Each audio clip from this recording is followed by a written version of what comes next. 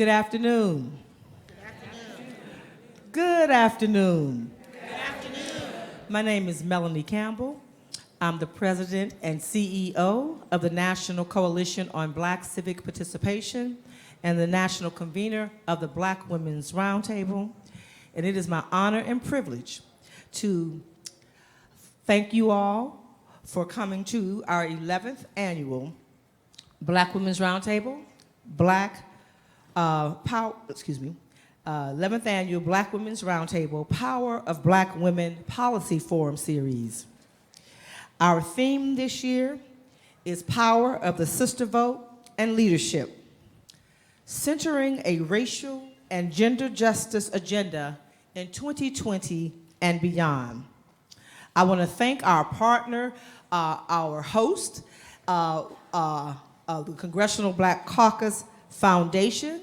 Would you give them a hand? And our partner and co-host, ESSENCE magazine. And so I welcome you, and I want to now move this program along. And I'm going to ask our Vice Chair of the Board of the National Coalition on Black Civic Participation, Diane Babineau, to give us brief remarks. Thank you, Melanie. Good afternoon. Good afternoon. I would like to welcome you on behalf of the National Coalition of Black Civic Participation. This is the 11th Annual Black Women's Roundtable Public Policy Forum. Last year was a power shift, and now is the power of the Black woman. This is a milestone and a movement. 2020 is our year. Again, I want to thank you for always supporting us. Your vote, your voice, and your participation is your power. Thank you. And we never start without some inspiration. Is that all right? And so also today is the 18th anniversary commemoration of 9/11. So we will ask for inspiration from Reverend Leslie Dwight, Minister of Social Justice, Community of Hope AME, Temple Hills, Maryland. If you can come this way. Is she here? So, come on up and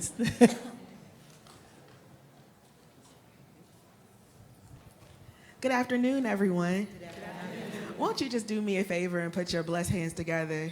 Just put your blessed hands together. Give your Creator some praise this morning. And while you're at it, come on, just keep it going just a little bit and celebrate the women that are in the room, the women that are next to you, empowered, strong, dynamic women.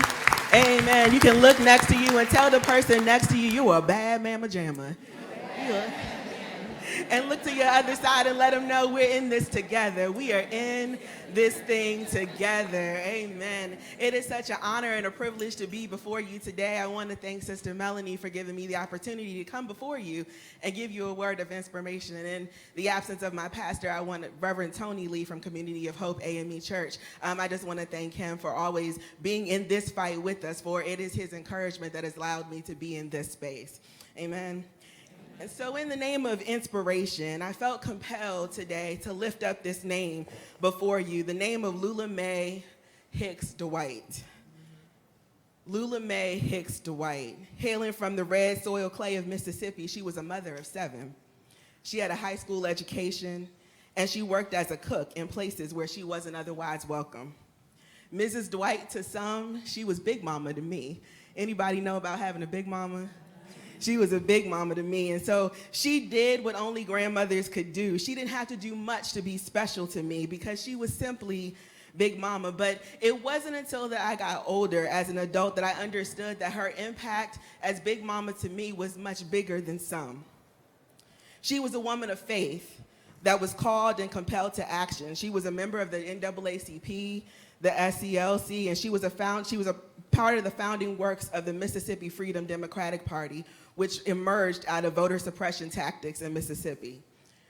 Her contributions to the civil rights movement were far-reaching, and arguably they were and began at her kitchen table. Anybody know something about being at the table? Amen. The same table where she encouraged me and fed me was the same table that she opened up for the organizing work of the Poor People's Campaign.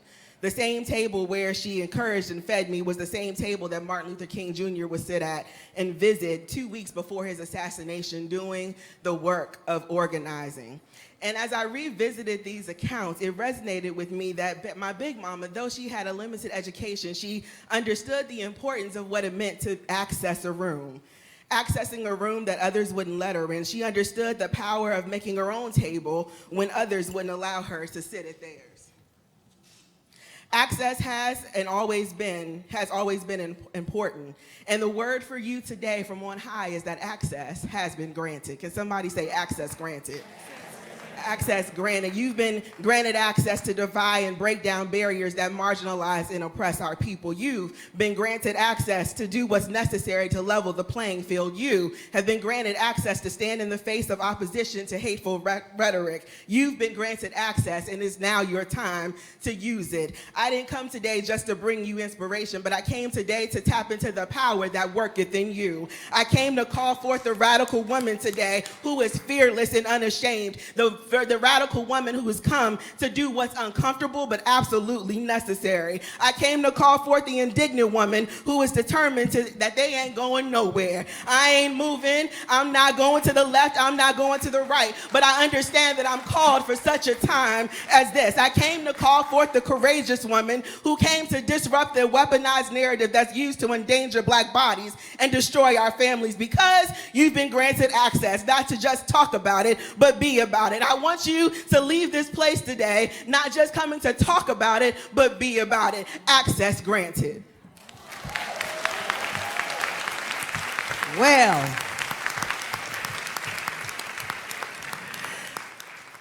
Well, all right. So we're going to thank you for joining us at this Black Women's Power Table. Everybody in this room is at the Black Women's Power Table. All those watching, you're at the Black Women's Power Table. So we're going to move right along. It's my pleasure to introduce you to a sister that many of us around know very, very well. And those who don't know, just check her out on MSNBC, breaking it down. Not just talking about Black stuff, which is very, very important, but she can sit at the table and talk about what's going on in foreign policy, what's going on in education, what's going on with all kinds of things. So I'm checking you out, girl. You don't get the chance to see each other that often, but I check you out. So that is Tiffany Cross, and she is the founder and managing editor of the BDC, who will walk us through this power table conversation. And be clear, this is a conversation that we're having. This is not a panel. This is a conversation. And so tune in, and the hashtags, before our communication people kill us, our hashtag, we're going to start with where we are and our host. And that hashtag, and make sure you correct me, okay? Make sure this is correct. CBCF ALC 19. And that's hashtag CBC ALC 19. CBCF, I'm sorry, let me say it again. CBCF ALC 19. And our BWR hashtag is BWR Empowers. And Essence's hashtag, we decide, or is it, you want to do Essence? I'm sorry, okay. Okay. That's why I say correct me. So for Essence, hashtag Essence. And also power of the sister vote. And it should be, hopefully everybody has an agenda. We'll repeat it again, and I turn it over to our sister Tiffany. Can you give her a round of applause? Thank you, Melanie. Good afternoon, ladies. I have to tell you, something about being in the presence of Black women makes me feel so at home, so safe, so comfortable. I'm looking at you all around this table, and I feel like I have the privilege of presiding over the Wakanda Council, because y'all look really good. All day. All day. So this is a time, oh, and Madam Chair has joined, right on time. The Madam Chair has joined us. We have Congresswoman Karen Bass, Chair of the Congressional Black Caucus. So without further ado, let's give her a round of applause and let her bring remarks. So welcome, open up the conversation.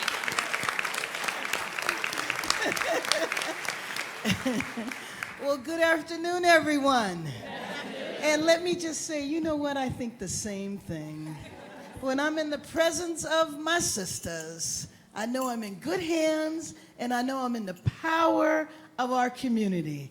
I look around this room, this table here, but not just this table, everybody that's here, and know that we are in good hands in our community and in our nation, because you know that we know how to get it right, right?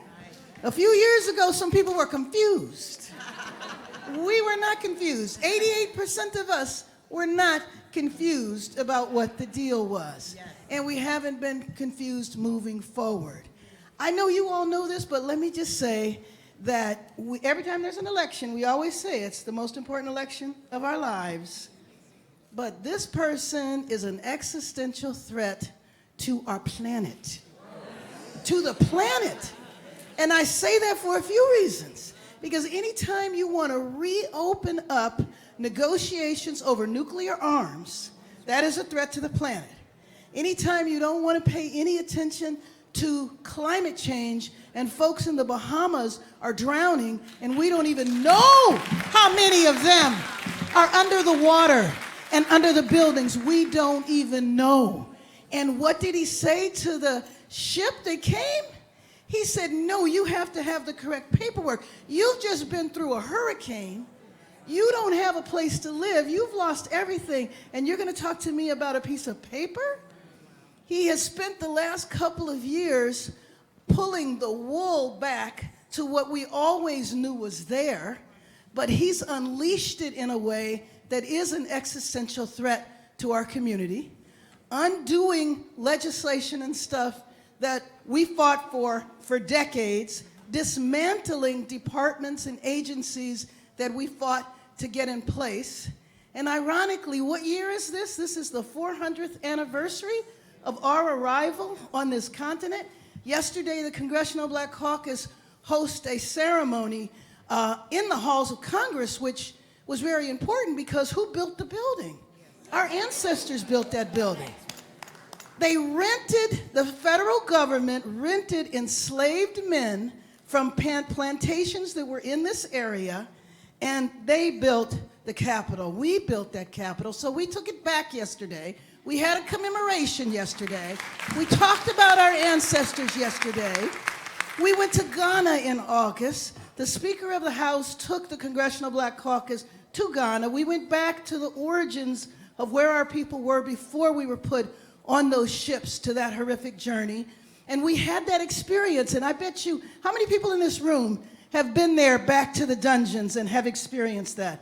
How many? And that is an experience that you will remember for the rest of your lives. Because for those hours that you were there in the dungeons, you relived in your mind what our ancestors went through, the horror, the terror, the brutality. But you look at us now. You look at us now, and in spite of all of that, we are here and we rule. So when I think of the last few years, I will tell you right after the election, when I was traumatized like everybody else, I went to our museum. I spent 3 hours in the basement in our museum. I read every single thing. I watched every single video, and I came out of there and I went, I'm worried about this guy. And we've been through all that we have been through.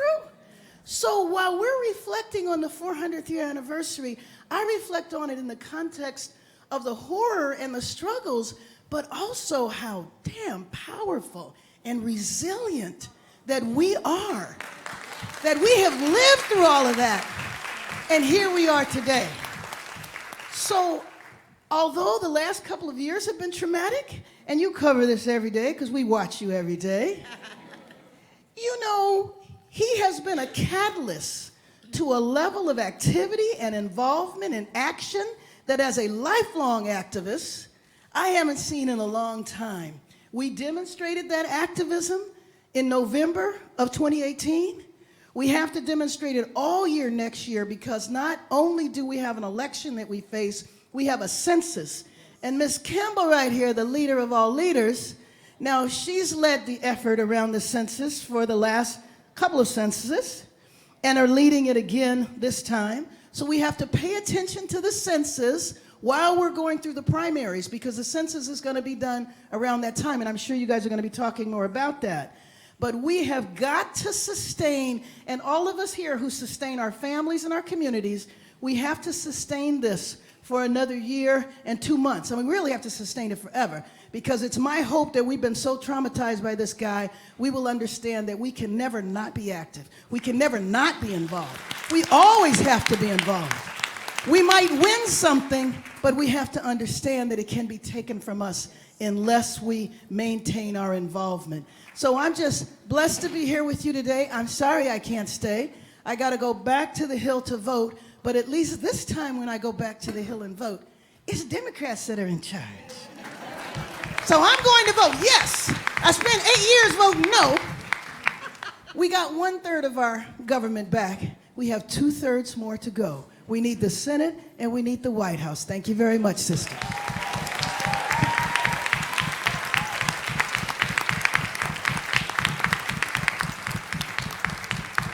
Just give our sister one more. Thank you. Thank you for fighting the fight.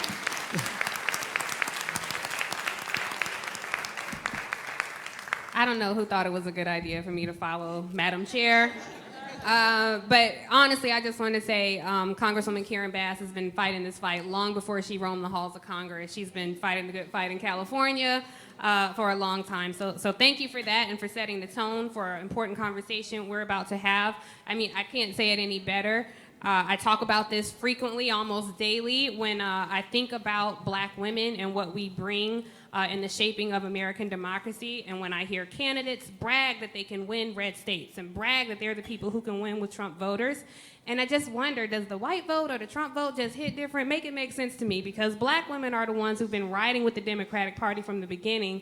And finally, we're seeing data back up that we are the base of the party. Try to convince me.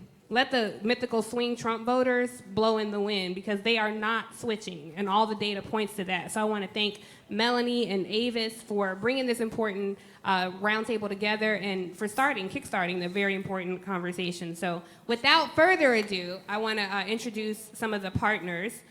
We have, please forgive me if I mess up anybody's name. We have Dr. Minna DeMessi. Thank you. You can speak from right there. You have a mic. Oh, okay, sorry. Go ahead. Thank you, Tiffany, and thank you again to Melanie Campbell and all of you. It's an honor and blessing to be in the room. I'm the Vice President of Policy Analysis and Research at the Congressional Black Caucus Foundation. Thank you for coming out and supporting us. There's a lot in store. Tomorrow morning, National Town Hall, Congresswoman Wilson and Congressman G.K. Butterfield have all kinds of very important conversations happening. But being in this room right here is about us, and it's about our sisterhood. And let us all never forget the theme, 400 years, our legacy, our possibilities. I know we just commemorated 9/11, and God rest the soul of all those who passed. Let me also trace our roots back to Africa, because today many are celebrating the new year for Ethiopians, Eritreans, for basically everybody in this room. And so 9/11 happens to also be the new year for several of us, our brothers and sisters on the continent. And so never forget your roots. I think if you go back to our history, it tells us everything we need to move forward. So we're not really creating something new. We're going back into the past to look forward, just like Sankofa. So thank you very much. Next, we have Aisha Callahan, who's the editorial director of News and Politics for Essence magazine. Good afternoon, everyone. At Essence, our motto is that we serve Black women deeply, and that goes beyond fashion, that goes beyond beauty. And for the last year, we've ramped up our political and news coverage with everything from our Chisholm lists to covering the 2020 elections. We also cover important topics pertaining to Black women, like Black maternal health, trans rights, LGBTQ rights, as well as formerly incarcerated women. Today, we're actually interviewing Alice Johnson. Next week, we're interviewing Centoya Brown. So these are things and people who may not get highlighted in mainstream media. And so we feel it's our responsibility to highlight these issues and people, and we're just happy to be here today. Next, we have Shawnee Hostin, who is the Vice President of Multicultural Leadership and African American Black Strategy for the AARP. Shawnee.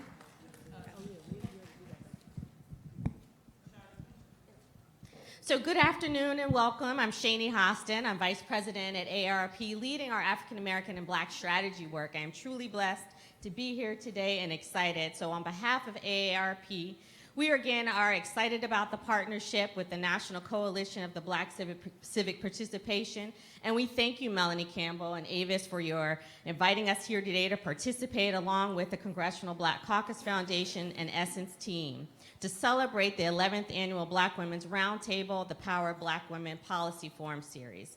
And many of you are probably very well aware of AARP. Many probably carry our AARP Little Red card. Anybody carry the card? And you probably get a lot of information from us. But what we may not know is that AARP is the nation's largest nonprofit, nonpartisan organization, and we've been dedicated to advocating for and empowering adults 50 and older for the past 60 years. We recently celebrated our birthday. So AARP's goal is to really help empower people to choose how we live as we all age. And to achieve this, we're committed to providing information, like the information and programs that we're having here today. We are a global thought leader on aging, and we have a national presence with offices all across the United States, the Puerto Rico, and U.S. Virgin Islands. So we're truly nationwide. And one of the benefits of living your best life is really developing and knowing the power of sisterhood. And we've talked about that already today, and we're going to continue to talk about that. In this afternoon's session, the power of the sister vote, it closely aligns with AARP's social mission issues that we focus on each and every day. Social Security, Medicare, access to quality health care, bridging the disparities gaps, our voter engagement, which we just heard a lot about, and ways that we can touch all across the U.S. And so to bring additional information to the African American and Black women, last year AARP launched a new e-newsletter, digital newsletter called Sisters from AARP. And it's an online community where Black women can share real talk and advice on issues of greatest importance to us. So it's written by Black women for Black women. And our readers have really become to know our site as a place that we can share advice on style, jobs, health, entrepreneurship, money, and a lot of the issues, again, that we're going to talk about today. And so really, this is a meaningful milestone for AARP. We're continuing our commitment to serving all, and what we do for one, we do for all. Diverse communities are a key part of our strategy in helping everyone live their best life. And so I encourage you to visit aarp.org for more information on a lot of our advocacy work, sign our petitions that we have to encourage Congress to lower the cost of prescription drugs. We actually have information on the new Census 2020 process, which we'll talk a lot about today. And we also have information for you to sign up for Sisters from AARP newsletter. So again, thank you. We commend the Black Women's Roundtable for your continued commitment to promoting strategies to uplift African American and Black women, our families, and our communities. And we are excited and very appreciative to be here today to join the conversation. Thank you. Just wanted to make sure I did something in rushing to get us started. I do work for somebody, right? And that is a National Coalition. So I'm going to ask all the National Coalition board members who are in the room to please stand. All board members. Okay. Dwayne Crawford, Felicia Davis, Liz Powell, Diane Babineau. Did I miss anybody? Becky Pringle. Yes. Did I miss anybody? And I want to ask all the Black Women's Roundtable members, I can't call everybody's name, to please, that are in the room, please stand. Thank you all so very much. Okay, next we're going to get an update on hurricane relief for the people from the Bahamas. And to do that, we welcome Barbara Perkins. She's the president and CEO of the International Black Women's Public Policy Network. Ms. Perkins, would you mind coming to this end?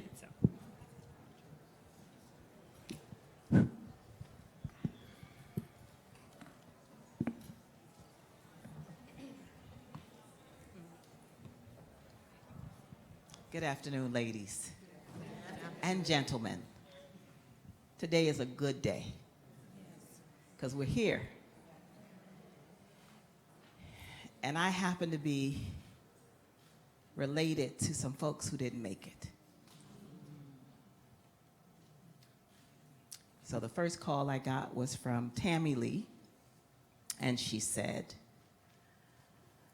Auntie and Uncle are in the attic. He has his cell phone, but the water is about 18 feet deep. They're both 78 years old. What should they do? They're texting. Should he try and get down and swim to where he thinks his tools might be, and then try to get back to the attic to put a hole in the roof so they can get out? Well, Auntie didn't make it. He did.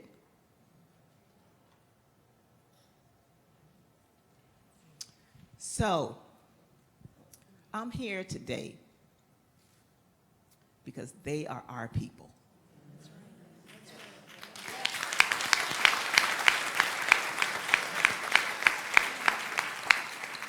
We have a lot of fight in us. We are strong Black people. You heard Karen Bass talk about some of our history. We know this. We don't like it, but we know what it is. And we're resilient and we're strong. And our toes are 10 to the ground and our backs are strong. Our spine is straight. And we're clear-minded about what we need to do. So thank you, Melanie, for saying yes every time. Every time we call Melanie, she says yes.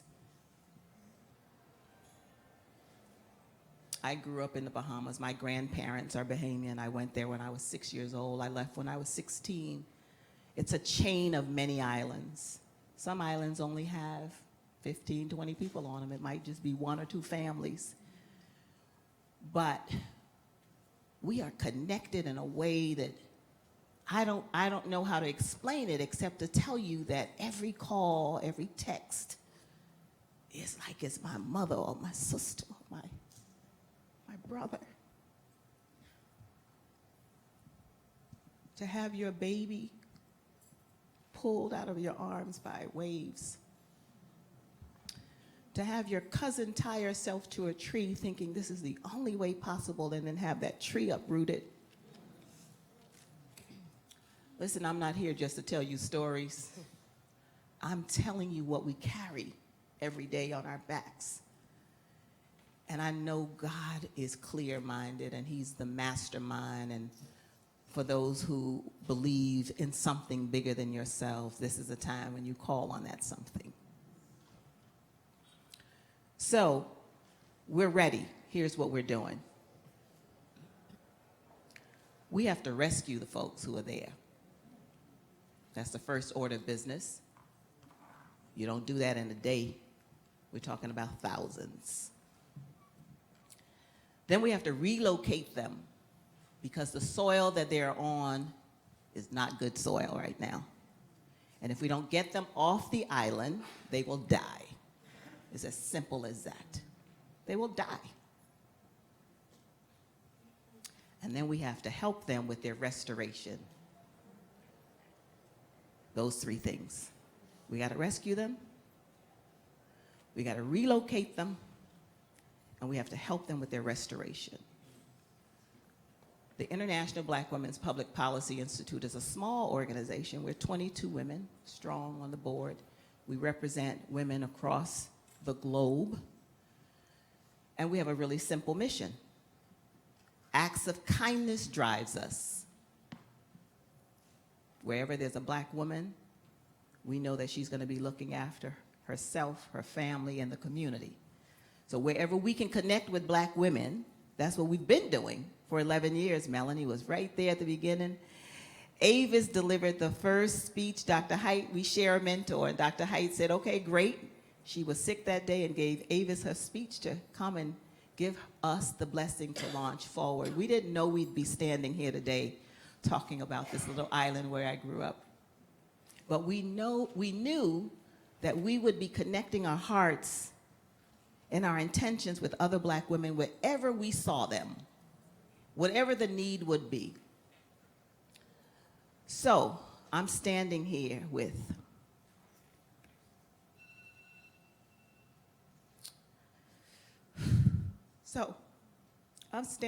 Coralie Adderley, who I met 2 years ago. She came to our conference in the Bahamas and came as a participant because she saw a flyer in the grocery store and said, oh, there's Black women coming. I'm gonna go see what this is about. We knew immediately that we would work together. She runs the only kidney center. 2 centers, one in Abaco, one in Grand Bahama, and the other on the main island, that God would put us together. Yes. So we're small, but we're mighty. So we said, okay, what can we do? This is our small group. We said we're going to wrap our arms around 200 families. We don't know how, but that's what we're gonna do. We're gonna be responsible for 200 families, but we have to maintain dignity. So we're not flying over dropping water down on people. We're not throwing stuff, right? We don't do that. Because when you know that's your family, you're not throwing nothing at them. Here's some paper towels for you, and here's some stuff, and you don't do that. You say, how do I help you maintain your dignity and rescue you and help you at the same time? So Coralie, we're gonna trace the families who were already on dialysis. Because you know what it's like if you don't have that, you're dead. Then our program is called Boots on the Ground. We had been sending boots anyway because this is rainy season. So we've been sending boots because one of the things that happens when there's a storm and a flood and earthquake is waterborne diseases spread. So we had been for 5 years collecting rain boots and work boots and rubber boots and fireman boots. We've partnered with the fire departments in your communities. I'm giving you ideas. The police department in your community. The union is here. Labor workers who wear boots. We need to cover feet, right? Anyway, in the rainy season, but now with Dorian, the water is 18 feet high in some cases. So Coralie is helping us with tracking families from those who need that level of help. And now we've reached out. We started with 200, but we've reached out to many, and sisters keep saying, yes, Melanie came on board immediately.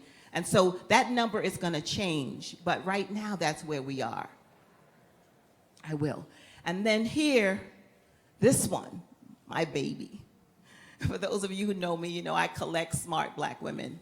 They gotta be smarter than me, and they gotta be on fire for other Black women. So this one has been my baby for about 3 years.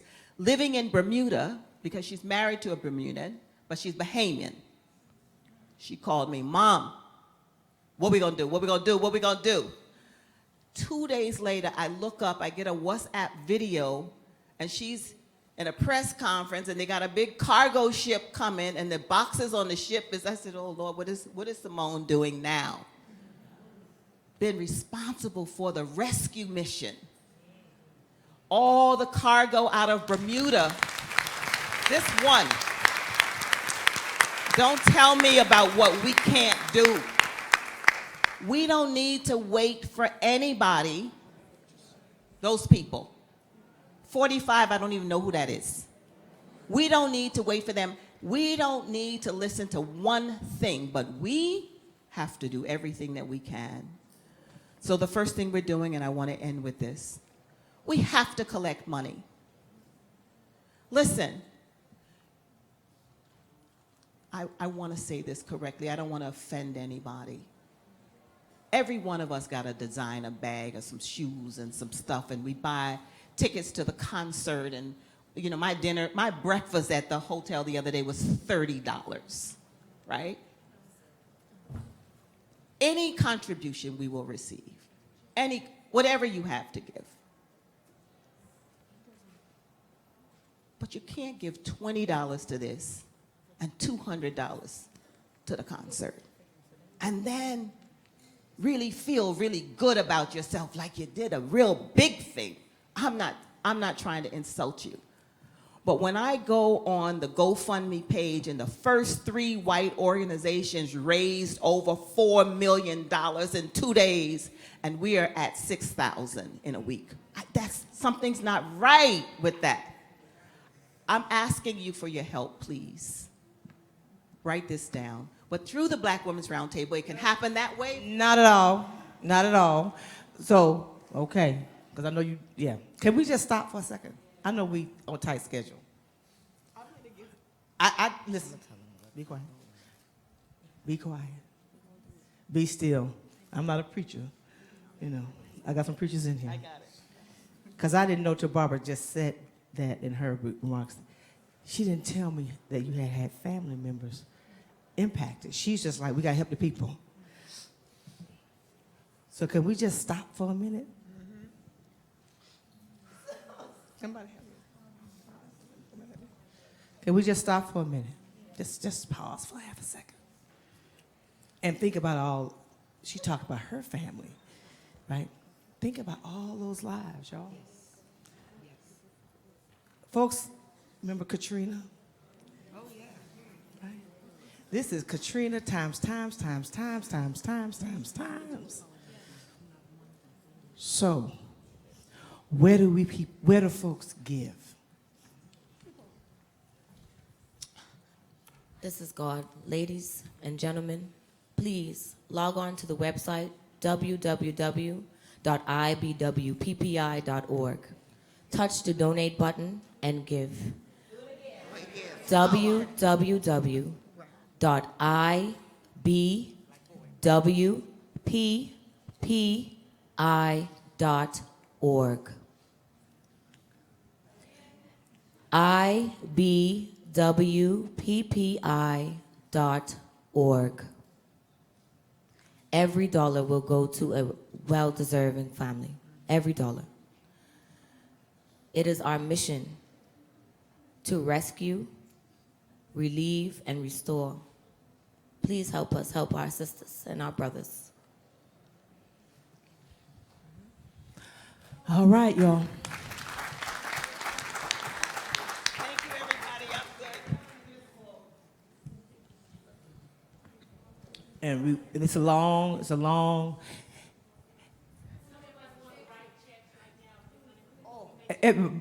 IBPPI. Yeah. All checks can be made payable to IBWPPI, and if you want to write it out, it's the International Black Women's Public Policy Institute. International Black Women's Public Policy Institute. And if you want more information also about what you can do and give, there is a consulate here for the Bahamas right here in DC, and they are collecting items for these families. So if you don't want to give money but you want to buy something, then please take it right to the Bahamian consulate. They will make sure that it gets to the Bahamas. Everybody could do something. And you said the GoFundMe page. There's a GoFundMe page as well. If you go on GoFundMe, you can look for IBWPPI on GoFundMe, and the GoFundMe page will pop up. So just put in IBWPPI or visit our website, ibwppi.org. And everyone signed in. If you didn't, please do so. And you can go to Black Women's Roundtable if you didn't. And we'll make sure we're going to be pushing this out. And just thank you all for doing what you're doing. Just give them a...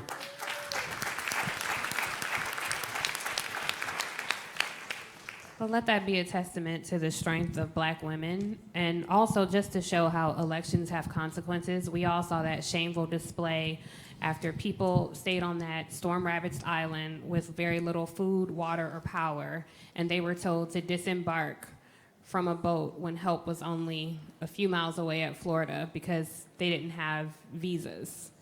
That came directly from the Trump administration's Customs and Border Patrol.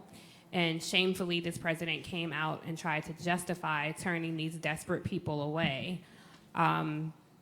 Again, with his typical fear-mongering of there might be bad people. And you just wonder, you think that the Make America White Again president only allows certain immigrants, like nude models and birthers with fake college degrees. I don't know. Say so. But moving right along, ladies. All right. Yes. Okay, moving right along. I do want to bring us to the conversation about the power of our vote. So I'm very, very excited. I've actually been talking about Dr. Avis and Dr. Scott's work already this morning. So they're going to give us an overview of the 2019 Black Women's Roundtable Essence Poll. So please help me welcome Dr. Avis Jones-DeWeaver and Dr. Elsie Scott, who used to chair this week, and now she gets to enjoy it as a spectator. So thank you both. Okay, good afternoon, everybody. Good afternoon.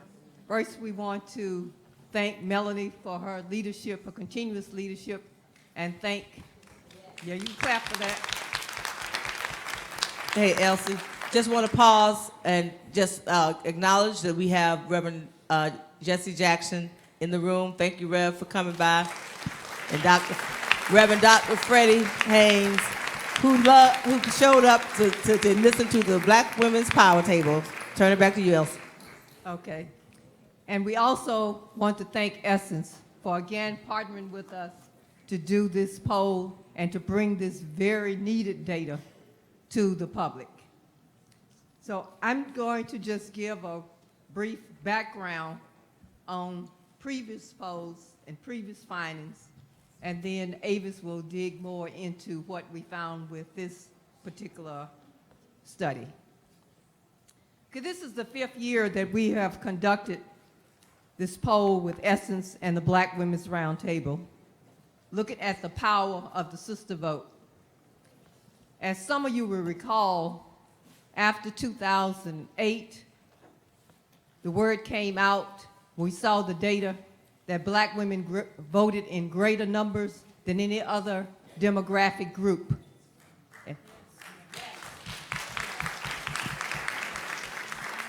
And Dr.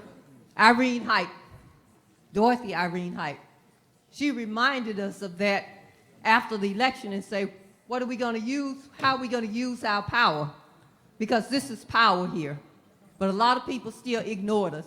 So we are happy that we are doing this poll now because it's getting us more attention in terms of the power of the sister vote.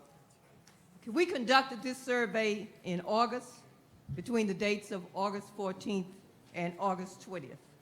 And we had 1,068 respondents who were all Black women, 18 years or older.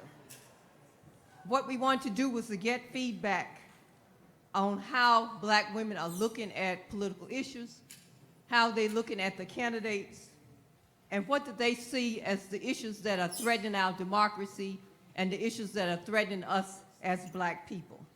And we also wanted to see how they feel about this present administration, the presidential administration. I refuse to call the name. So the first study was conducted in 2015, and we learned through that study, well, we learned, but we told the world through this study, that Black women see voting as very important. But we found that many, especially of the older women, see it as important because of our history, because they recognize what we have gone through, what our parents went through, what our grandparents went through to get the right to vote, even though we had constitutional right. And so we also found in that study that Black women felt that the Democratic Party best represented them, because 78% of our respondents felt that the Democratic Party best represented them, while only 1% felt that the Republican Party best represented them. We found that affordable health care was the top issue for Black women at that time. In 2016, we conducted the second study, and this was during the 2016 presidential election cycle. And we found an increase in the confidence in the Democratic Party to 85% of our respondents felt like the Democratic Party best represented them. But you go back and look at 2016, you understand that. And affordable care continues to be the top issue for Black women. In 2017, we conducted our third study. And again, we found that black women were very active in their community, but we also found that many were interested in running for office, and we saw evidence of that in the election that fall. But one thing that we found that some people might not have been prepared for, there was a significant decline in the confidence in the Democratic Party.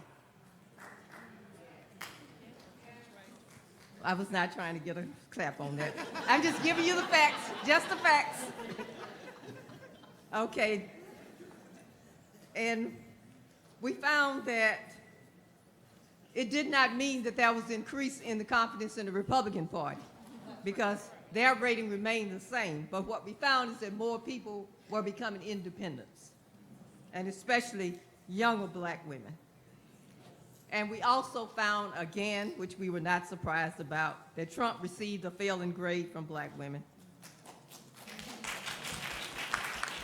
The top issues at that time were affordable care and criminal justice reform, and followed by living wage and quality public education. These were the top 3 concerns in 2017. But also, we added a rise in hate crimes to the survey as an option, and we found that a third of the respondents felt like they had to be concerned about this rise in hate crimes in the United States. Last year, our 4th study, we found that a rise in hate crimes became the #1 issue of concern, rising 22 points. And then affordable health care had fallen down from #1, replaced by criminal justice reform and gun violence. And you look at what's happening in America, you will understand that. So in terms of what we found briefly, big overview of what we found this year, we again find that black women are very in tune, and most black women say they plan to vote in the 2020 presidential election. But in terms of the #1 issue, priorities for the black community, it's shifted a little bit. Because in 2019, we see that black women are more focused on criminal justice and police reform as the #1 issue.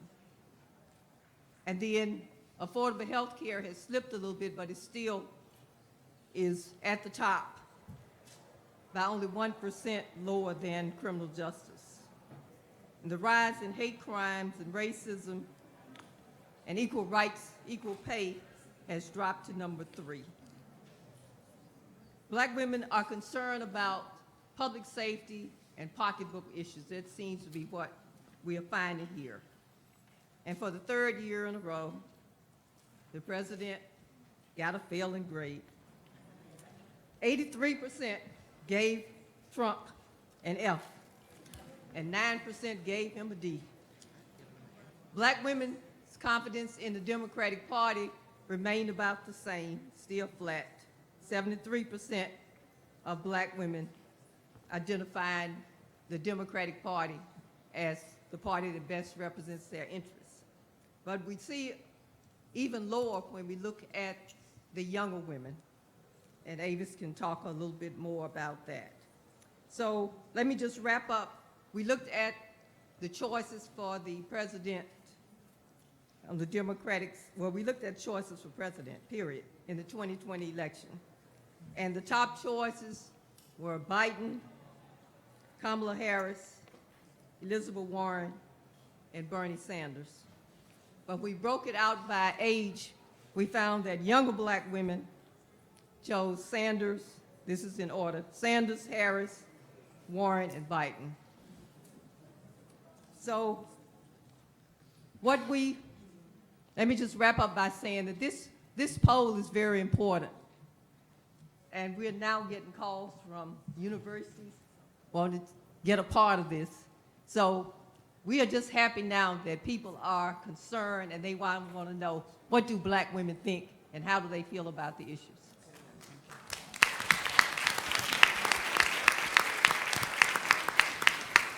Good afternoon. Before I delve more deeply into the comments, I just have to recognize my sister, my friend, my mentor, Barbara Perkins. And I want to tell you that no matter where we came from, no matter where we were born, in the motherland, in your home on the Bahamas, here on these shores, we are one blood.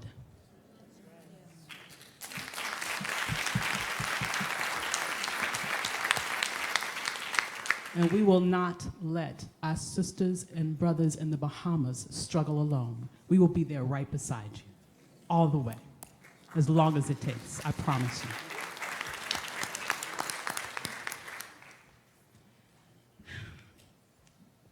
There is so much power in this room.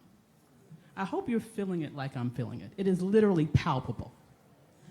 And it's because within us is the birth of this world. We are the original women. We are the foundation of humanity. We have impacted this earth forever. And so I'm not surprised that here in modernity, that we continue to be the foundation of change and the foundation of really being able to create the difference. And so this particular poll, I believe, is so important because we are the decision makers, are we not? We are the ones who will decide who will get the nomination of this primary. But beyond that, I argue, and I believe fully, that when we maximize our power, we are the decision makers as to who will be in that White House in 2020. Yes?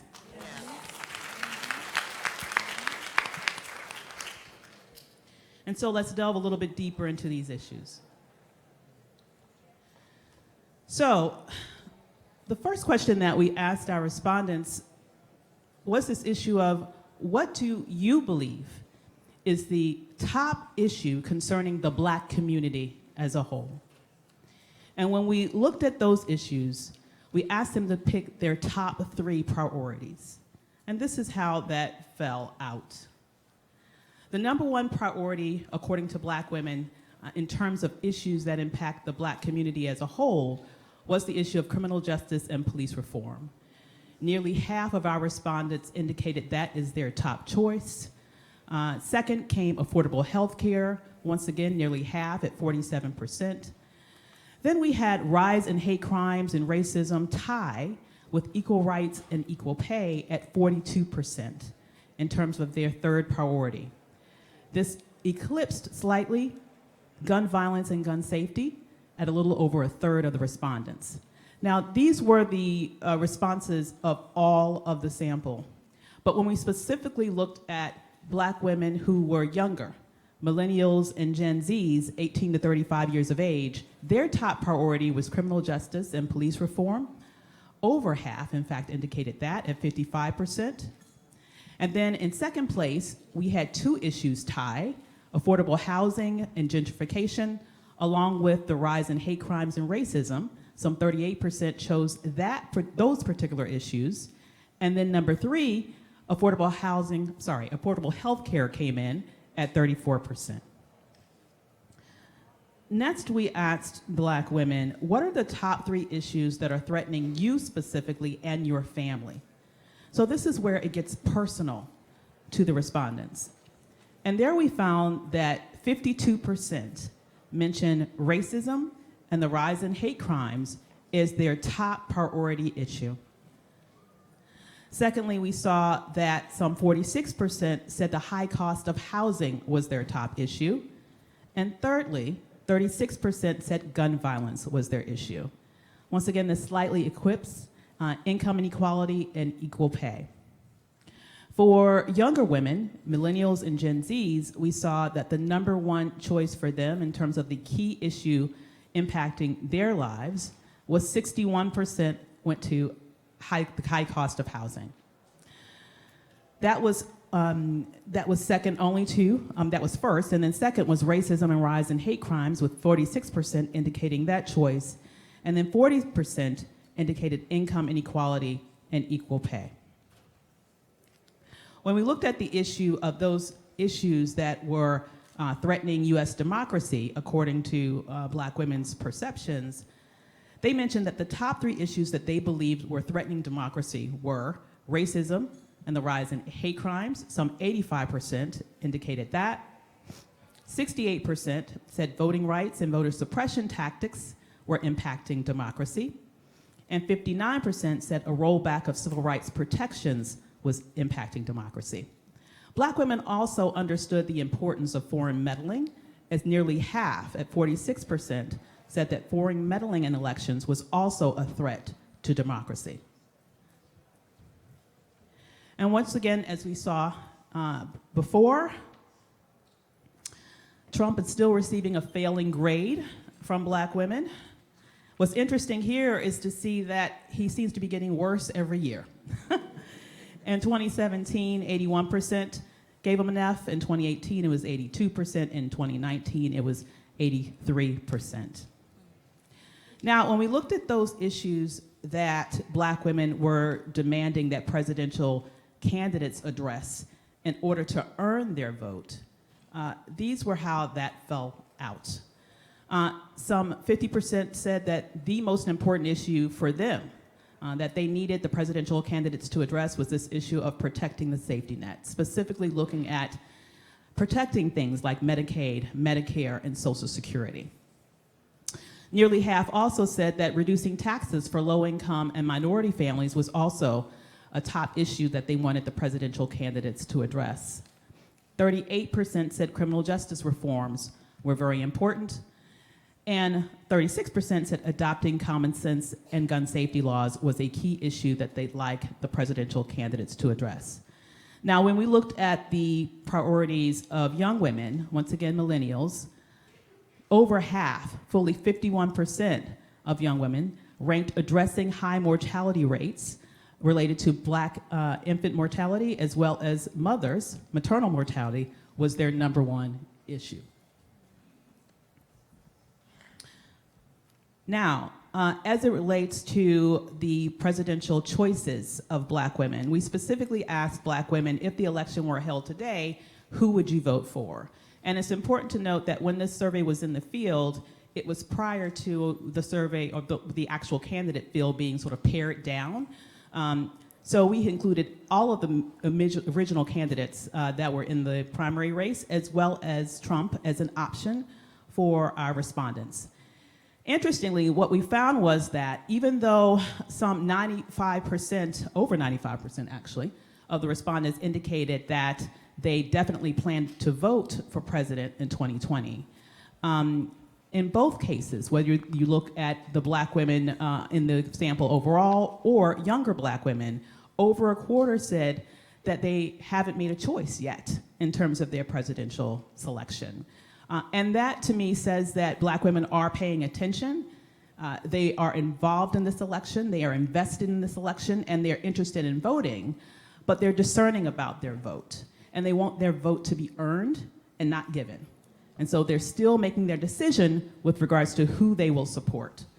Overall, though, we saw that of those who did make a choice, some 25% of the sample overall chose Joe Biden as their top choice. Just under him came Kamala Harris at 15%. Following her was Elizabeth Warren at 12%, and then Bernie Sanders at 10%. Everyone else was in the single digits, but leading the single digits for the overall sample was Cory Booker at 4%. In terms of millennials and Gen Zs, once again, we saw here roughly 27% have not made their choice yet. But of those who have, nearly 19% indicated that Bernie Sanders was their choice, followed by Kamala Harris at 17%. Interesting here to note that Kamala Harris's support seems to be a tad higher for millennials than it is for our sample overall, which quite frankly was a surprise to me. Following her was Elizabeth Warren at 13.7%, and then Joe Biden at 10%. So very different choices dependent upon the age group that we looked at. Everyone else was in the single digits. Generally speaking, I would say overall what we found in this survey was this.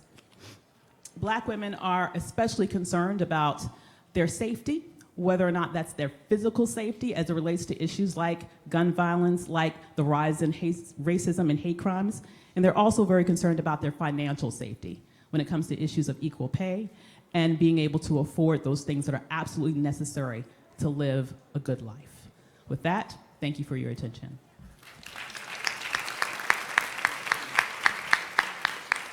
Thank you both for that overview and analysis, and we're blessed to have such a large roundtable of women who are all experts in their respective areas. So I think the most striking thing for me out of that poll was the amount, I mean, we're a fearless people, but the angst that we have around gun violence with good reason. So I want to start the discussion with Janice Mattis. And that's, I'm sorry, Mathis, forgive me, Janice. Janice Mathis, there you are, I see you. And Stacey Long Simmons. So you all are Black women leaders in civil rights, social justice, women's rights, and the LGBTQ space.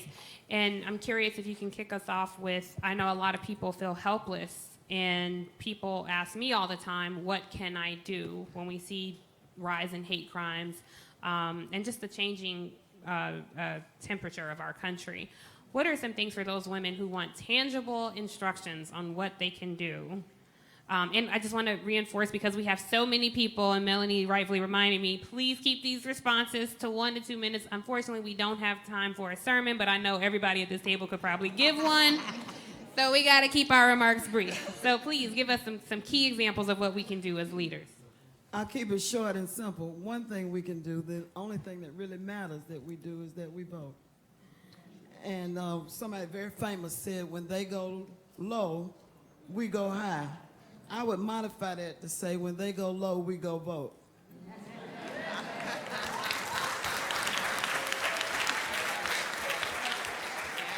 I know I only have a couple of minutes, but I would be remiss if I did not thank Elsie, Scott, and DeWeaver and Melanie for doing this every year. I look forward to it as a place that I can come and be restored and see sisters that I don't get to see as often as I should. Thank you. And when I read the poll, Avis, I read it, and I read it again, and I read it again. Read it. Don't just read it. Read it. There's information in there that we all need to know. What struck me, I'm sure some of you followed the election last night in North Carolina. Yes. And I'm not going to get into the politics of it, but I do want to get into the technicality of it. Did you see that that district went from Charlotte over to Fayetteville? Those of you who talk like I do know that it's a long way from Charlotte to Fayetteville, North Carolina. That is census. That is redistricting. That is what gerrymandering looks like. So I would just say those two things. We got to vote like our lives depend on it, Robin, and I know you know, and you're going to help fund how we get it done. But if we don't do anything else, we're going to vote, and everybody we know is going to vote, and we're going to pay attention to this census. If you want gun control, they measure it by the census. The census is the building block for virtually every public. If you want a hospital, you got to have a certificate of need. How do they determine what the certificate of need is? Census block. I need to let you know that there's a very special mentor to me, not you, Helen, you're my other woman. Okay, I'm sorry, we do have to wrap it up because we have a lot of people to get to. So, one last thing. Okay, real quick. Janetta Betch-Cole is in the room, and she's yes, my boss. Dr. Cole, I saw you walk in. Please stand up, Dr. Cole. Please stand up and be recognized.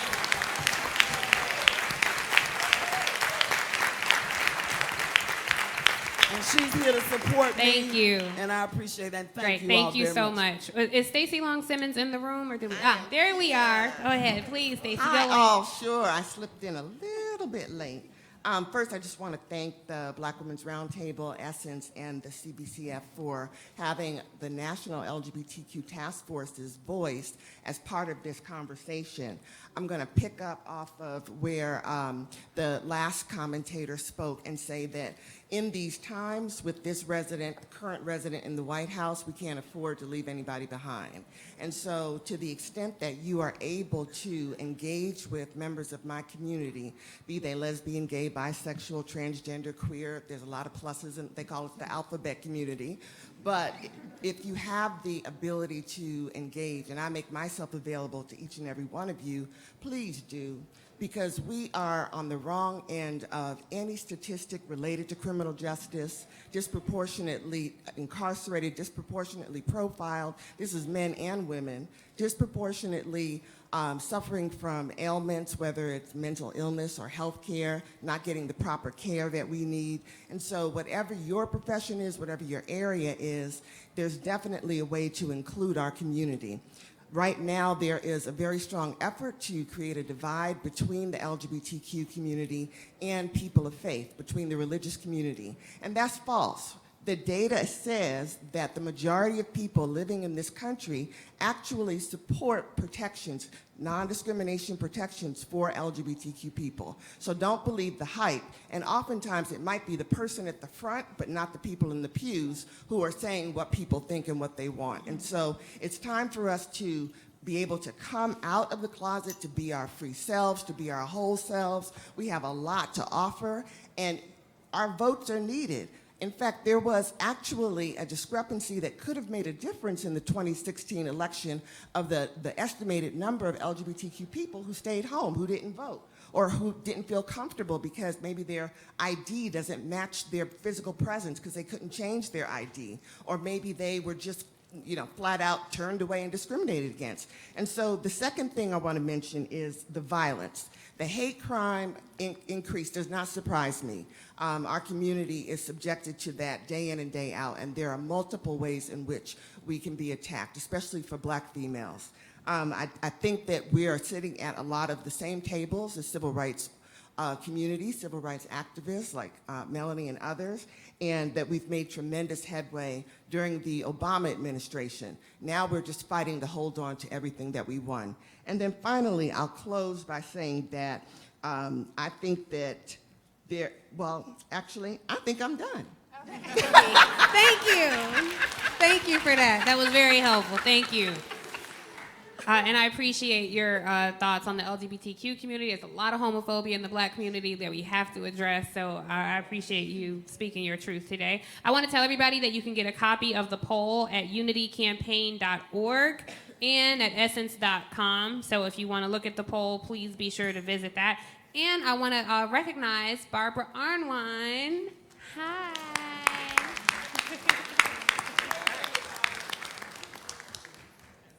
She's with the Transformative Justice Coalition, but she was with the Lawyers Committee before that, so she has been in this fight a long time. So thank you for blessing us with your presence. Moving along, I want to move to Alfreda Robinson. Hello. Hello. So we're seeing, I think when the media is chasing Trump's latest tweet, we don't always get an update on what's happening in the administration. Like, for example, the DOJ has rolled back key provisions on voting rights, civil rights protections. They've just redefined who the Office of Civil Rights is supposed to protect. So I think you have a unique perspective to offer on that. And so from a civil rights and legal advocacy perspective, what do you recommend needs to happen to address these issues? And again, just to pinpoint it, because I know you're with the National Bar Association, we all look at the Supreme Court battles, but he has packed the lower courts with a lot of conservative justices that we don't see as well. So with voting rights, civil rights protections, and the courts, what is something that we can do that needs to happen to address the issue? To reiterate, what we have to do is vote. We have to vote. We have to vote for the person that represents our interests. And then we have to advocate for those things. And we have to make sure those we voted for are addressing those needs in the ways we want to. At the National Bar, we have a new voter registration program we call the BEAST. and we intend to vacate the occupant of the White House. That is our goal, because we are here to protect black women, black men, black children, white women, white men, everyone. He is a threat to democracy. So that it comes down to the vote, and it comes down to us going in our pocket and helping our brothers and sisters and like-minded folks to get a seat in legislatures so we can advocate with those who understand it. That's my comment. Thank you so much. And so I just want to say the thoughts that I've expressed and others around the table are ours individually, because as Melanie runs a nonpartisan organization, so she is not the person calling the president an idiot or anything like that. Those are all our individual thoughts. So that is not Melanie. That is not Melanie or anybody else. You know. That's and let me clarify, I represent a nonpartisan organization as well, and the Beast is the name of our initiative, not any individual. Got it. So get in beast mode. Got it. So I'm really excited to talk to Chief C.J. Davis, who is the flyest law enforcement officer I have ever seen. I love that suit, seriously. But I'm curious, because from a law enforcement perspective in the black community, obviously we know there needs to be police reform. And there was a committee within the DOJ that was totally focused on community police relations that, again, they rolled back every Obama-era policy they could. So from your perspective, how can we address gun violence and safety when sometimes we don't feel the police are necessarily the route to safety? Exactly. What are some things that you can offer being a very brave member of the law enforcement community? Thank you. Thank you so much. It's a pleasure to be here. You know, I bring a perspective to the table that not many African-American women have had an opportunity to experience. Being an African-American female chief in the United States is a challenge, but I guarantee you that we wouldn't have near as many problems that we do if we had more African-American female chiefs in this country. Thank you. I didn't say that either so that I could get an applause, but that has been my experience, to know and understand my community, first of all, and to try to convey to my officers how important it is to know and understand the communities that they are sworn to protect and serve. And you're absolutely right. We have had some steps backwards in the last 5 years because the work that had been done through the Department of Justice, through President Obama's 21st Century Policing Task Force, just a wonderful work and document that laid out a great foundation for law enforcement agencies across the country that would embrace it. Now what we have is many law enforcement agencies that are headed by individuals that, quite frankly, may not look like me, that don't feel that they need to make changes, and that criminal justice reform is about allowing bad guys out of jail and so on and so on. So as the president of the National Organization of Black Law Enforcement Executives, our charge now is to ensure that the 21st Century Policing document does not rest, that it is not put on a shelf, and that we continue to use that document so that our communities know that we stand for trust, legitimacy, transparency, and all of those principles that I hold near and dear as a law enforcement executive. So I say stay involved. I say encourage individuals to go into careers of law enforcement, because we do need public safety, but we need public safety to keep our public safe. And with that, I just say that we need to stay involved and continue to support those chiefs. The speed of the leader is the speed of the troop. If you have a chief that doesn't embrace the disparities that occur in black and brown communities, then you need to work to get that chief out of there and get somebody that looks like me. Thank you. I just want to say you're in good company, because Congresswoman Val Demings from Florida, former police chief out of Orlando, So the next question is to Minna DeMessi, Cassandra Welchlin, and the Honorable Sheila Tyson. Are they? I see you. I see you, ladies. Thank you. So I'm going to shift to an economic focus. So I think something like more than 80% of Black women are the heads of household, primarily the breadwinner. When we see, there are economists who speculate that we're headed towards an economic recession, given the pending trade war.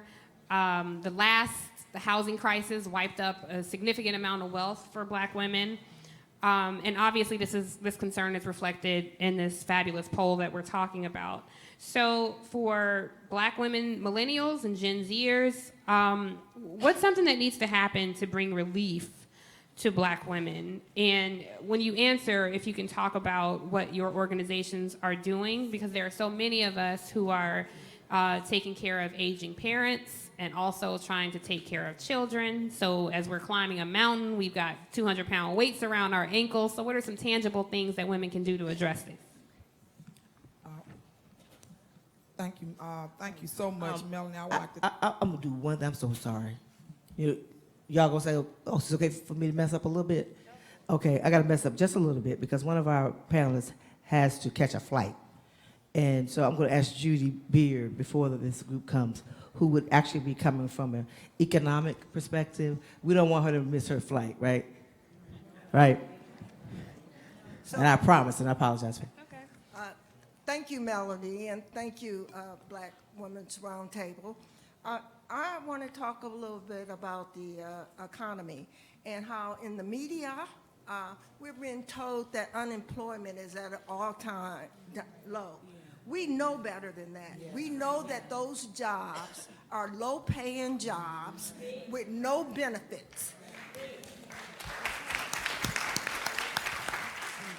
We know that even in the union movement, they're going to the table trying to lower wages and take away benefits. So we know that this election is so important to us.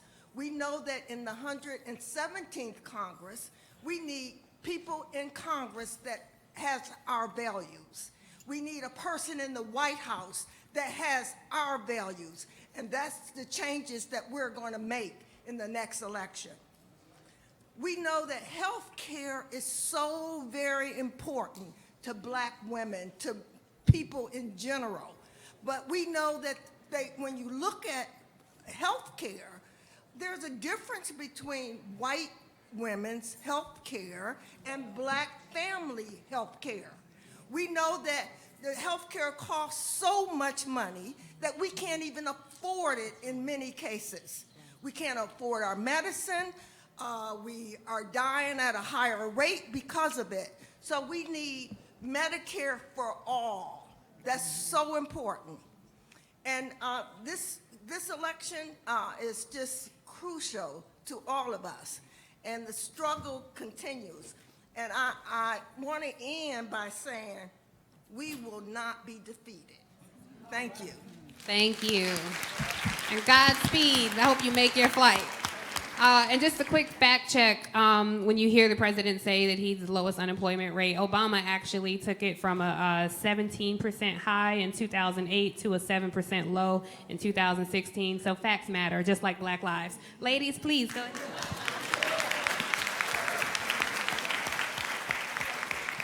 Just want to say thank you to Melanie. I'm Sheila Tyson from the state of Alabama. I'm actually commissioner over Jefferson County. And what the Black Women's Roundtable is actually doing in the state of Alabama, out of 67 counties, we are on the ground in 40 of those, thanks to Melanie. And we have started with increasing the minimum wage, and the state came in and took it back.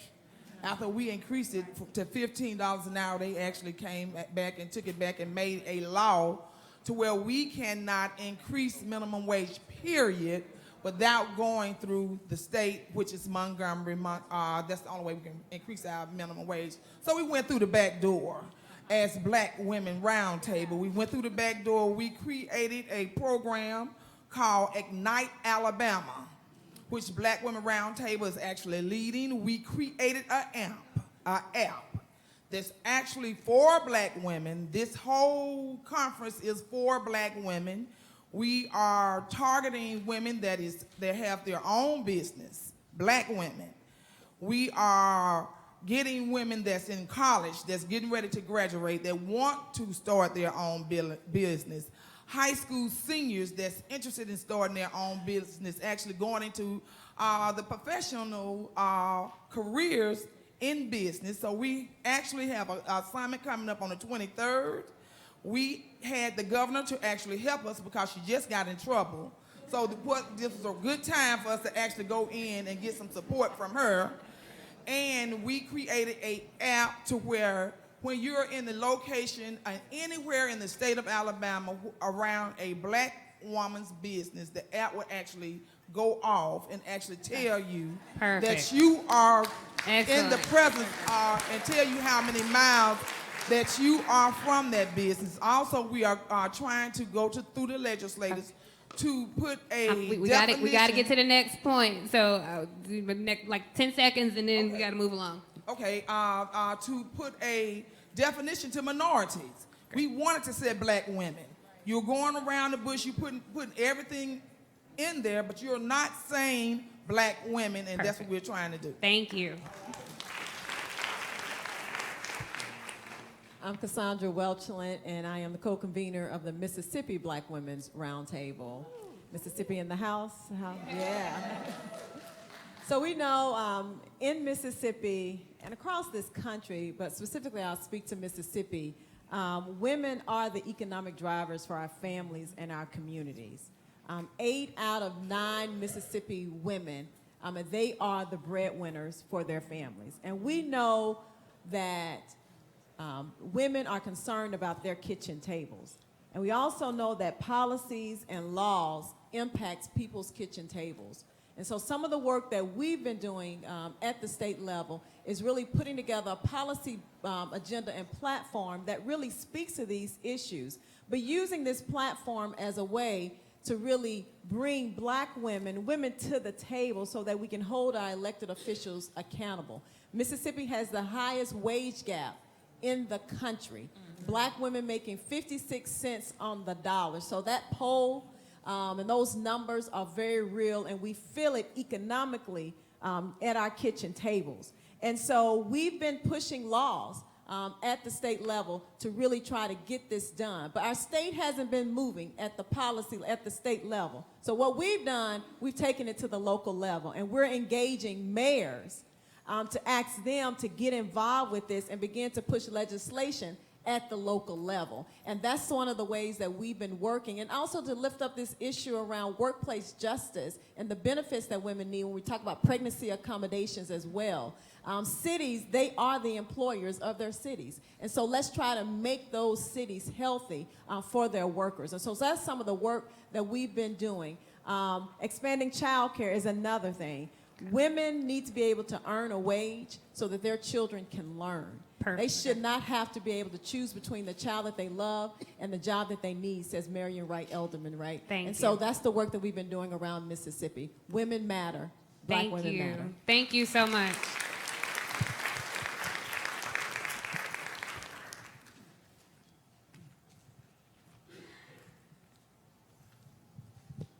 Thank you. And I just want to take a moment because I feel like we've been here before, right? We learned, we've been here, our ancestors have been here in this moment, right? Being able to own the narrative, dictate the action that's necessary. I always have conflicted feelings because as I hear and witness all these stories of just pure brilliance and really unapologetic activism that explains the story of black womanhood and power, we still face all these critical challenges. And so to answer your question, I mean, yes, we have data that shows, you know, we have equal pay, we celebrate, and a lot of us are in the spirit of celebration. That's necessary too, but at the same time, when we look at the data, we're still at the bottom. Even, you know, comparative analysis with white and black women, as we're talking about, we're still at the bottom. So it's okay, you know, the paradox of racial progress is that you start to kind of forget things and think things are okay. And so, when I read the results here, and thank you to Dr. Avis and Dr. Scott, because you all own the narrative and dictated the action. Nobody told you to do this survey, and now you have people all across the country. We get the story, but we need to be able to make it relatable. Part of that is really educating ourselves on our history, right? Learning is a journey. So I always think about names going back from Harriet Tubman. We talk about criminal justice reform, Clementine Barfield, the lady in 1980s who started Save Our Sons and Daughters. I mean, the urban peace and justice movement started with our sisters who have been there and done this before. At the foundation, Congressional Black Caucus Foundation, when we talk about why women's vulnerability, Black women's vulnerability is so tied up with our power because it's rooted in a deep commitment to sacrifice and love. Our actions come out of love and sacrifice. And so we see ourselves in the collective. And in that space is where we are willing to go to bat for everything. So when we talk about housing, why are Black women disproportionately affected? Well, I mean, you've got folks that We got to wrap up. We got to wrap up. Well, Yeah. here's the thing. Opportunity zones. Think about that. Because every state and governor is running to make sure that their city has an opportunity zone. Perfect. Whose opportunity is that going to be when it comes to Black women and mothers? Got it. I got to keep us on this on time, sorry. so thank you. And the last thing I'll just say is with cannabis, you're watching other folks profit off of Black history. I mean, we have Black men and women in prison while other communities are profiting off of things that we're criminalized for. So I just say, understand that. Go back to our history, as Dr. Cole always talks about in terms of the Sankofa, because we have the solutions right here. And the root of racism is to make you believe that we can never do it. We've been there, and we're going to do it again. So thank you very much. Yeah, thank you. We know what you mean, profiting off things we're criminalized for. Exactly. They walk down my street in gentrified neighborhoods smoking it all the time, openly. Exactly. While some of us are still in jail. Moving along, Carol Joyner and Kristen Brody. Okay, I see you both. All right, so we're going to get back to the unemployment piece and really just labor in general. There is an increasing support for moving the federal minimum wage to $15 an hour. This is obviously an important issue to Black women who are so frequently the breadwinners of our households. So from your unique perspectives as labor leaders and academics, what do you see as the underlining factors driving the concerns about our wage and our income? Just a reminder, 1 to 2 minutes for their response, please. Hi, everybody.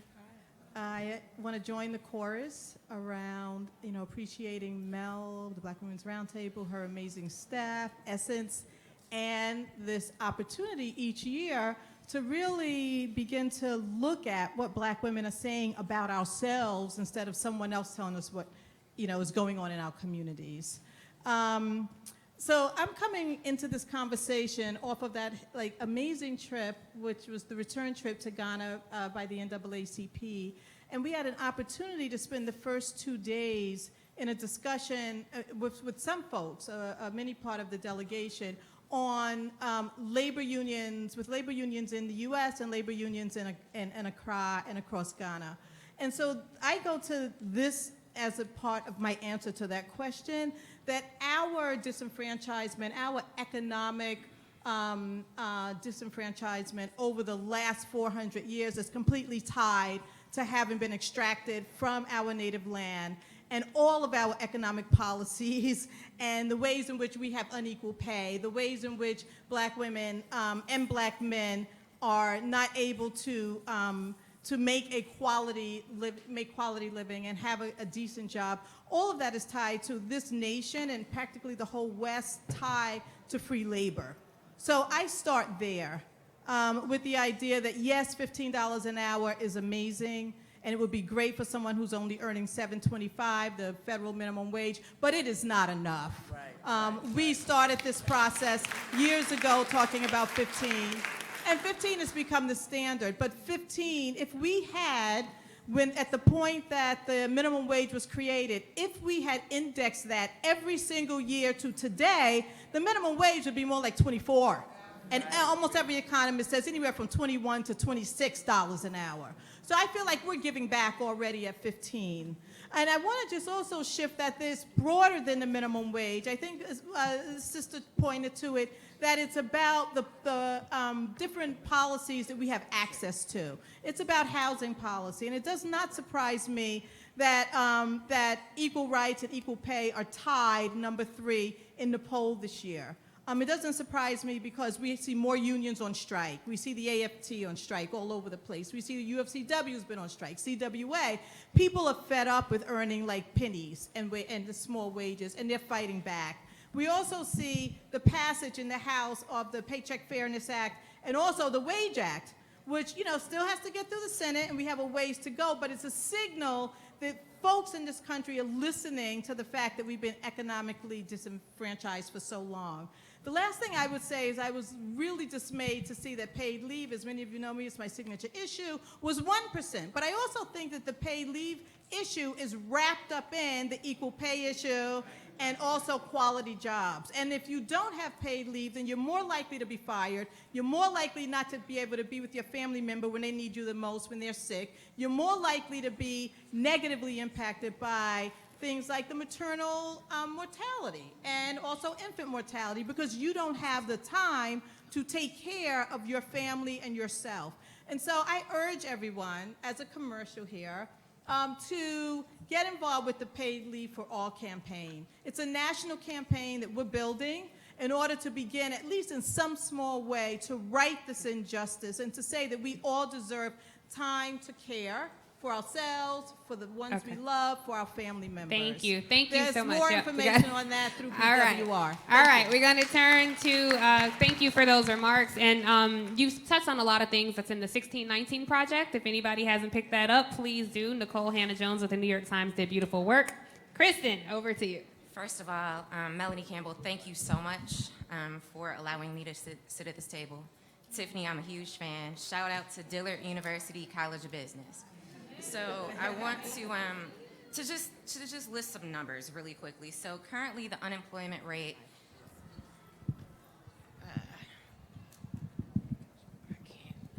I'll just move it closer. All right, so currently the overall unemployment rate is 3.7%, which is incredibly low.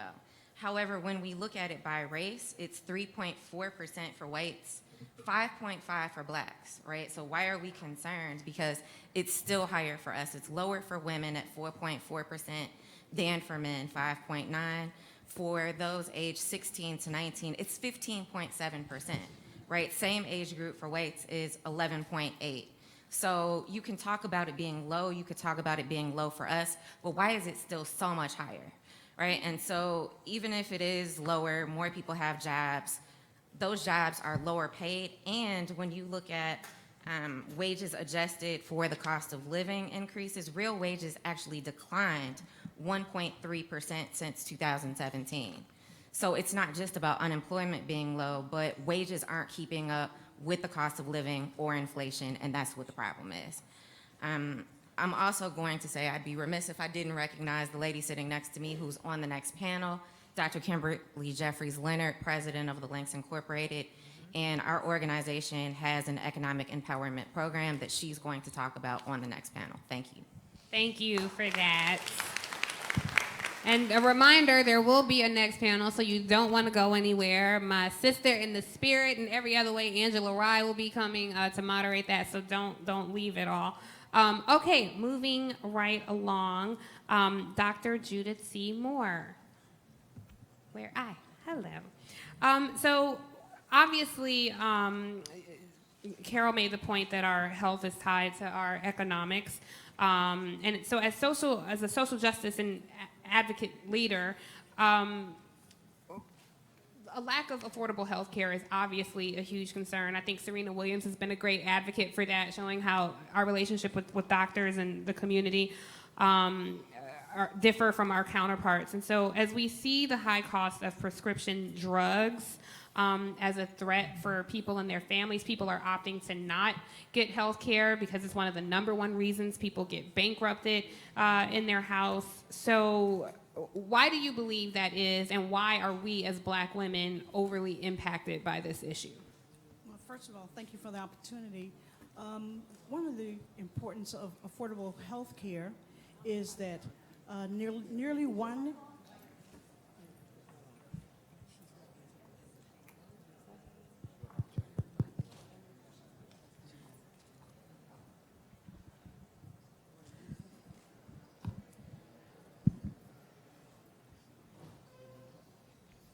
Rosemary, I just want you to know we're coming to you next. So after she answers, she can pass the mic. Yeah, real quickly. When we look at black women, what they are facing,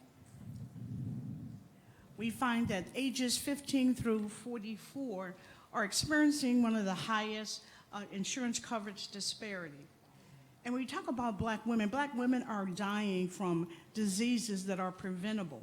So that's another reason for us to be able to have affordable health care. When we look at black women and we discover that they don't have coverage, or if they do have coverage, it's not enough, and because of that, we have a lack of infants who are dying, maternal mortality. Medicaid is another thing that is really valuable to us, and we need to have access to preventive health care, planning, and health services. The biggest thing of all of that, to reiterate what others have said, is the pharmaceutical companies are out of their minds. And they're operating strictly from greed. And so when we look at that, we see that our sisters shouldn't have to decide whether they're going to eat or pay their mortgage or get their medicine. And when they go to the pharmacies and they discover that their medicine now has gone from $90 to $495, because it happened to me directly, then we have to decide something is truly wrong. And they call it donut hole, but I call it sinkhole. And so I leave you with these things, that we already know that black women are good. We already know that black women are great. But the thing about black women is this: we are unstoppable.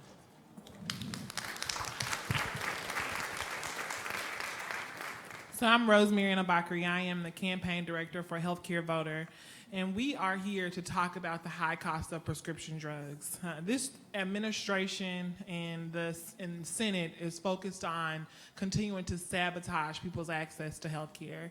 And so we have to add our voice to that conversation. And when we talk about prescription drugs, my mind goes to this young lady who lives in Indiana, in the shadows of Eli Lilly. She was diagnosed with diabetes at 4 years old. And unfortunately, she cannot afford her insulin. It is over $1,000 a month, and that's with insurance.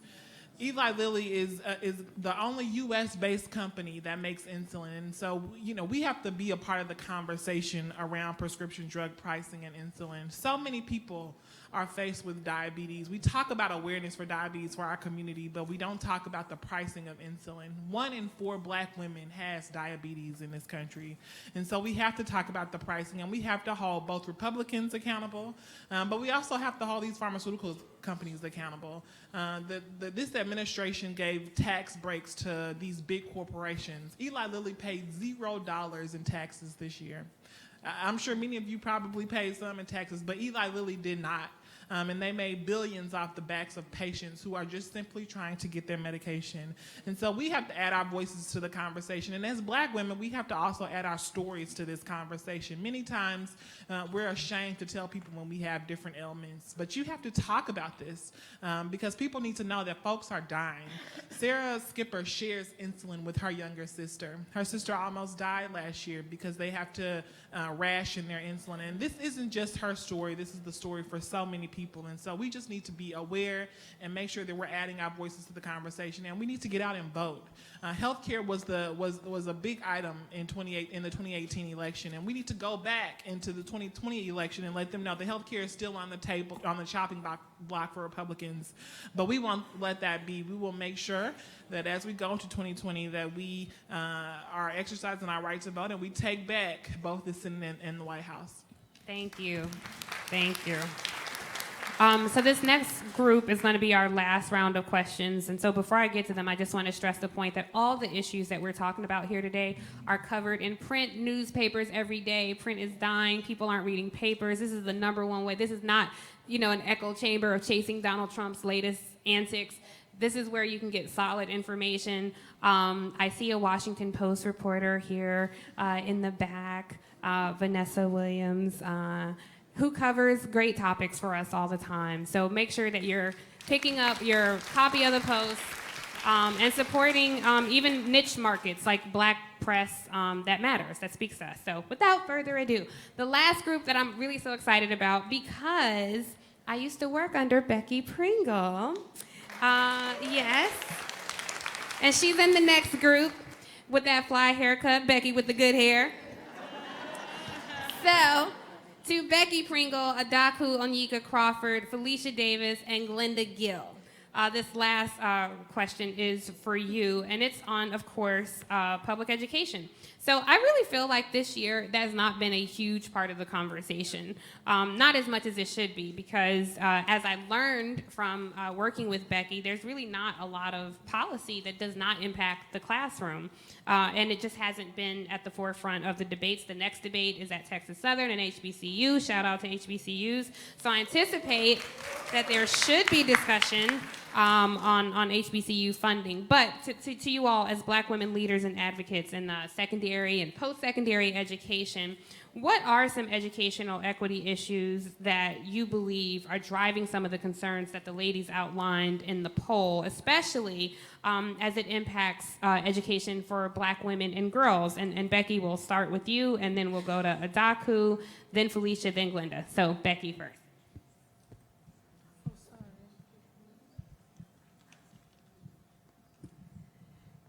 Good afternoon. Thank you, Mel, of course, and Miss Tiffany didn't work under me. She worked with me, and I with her.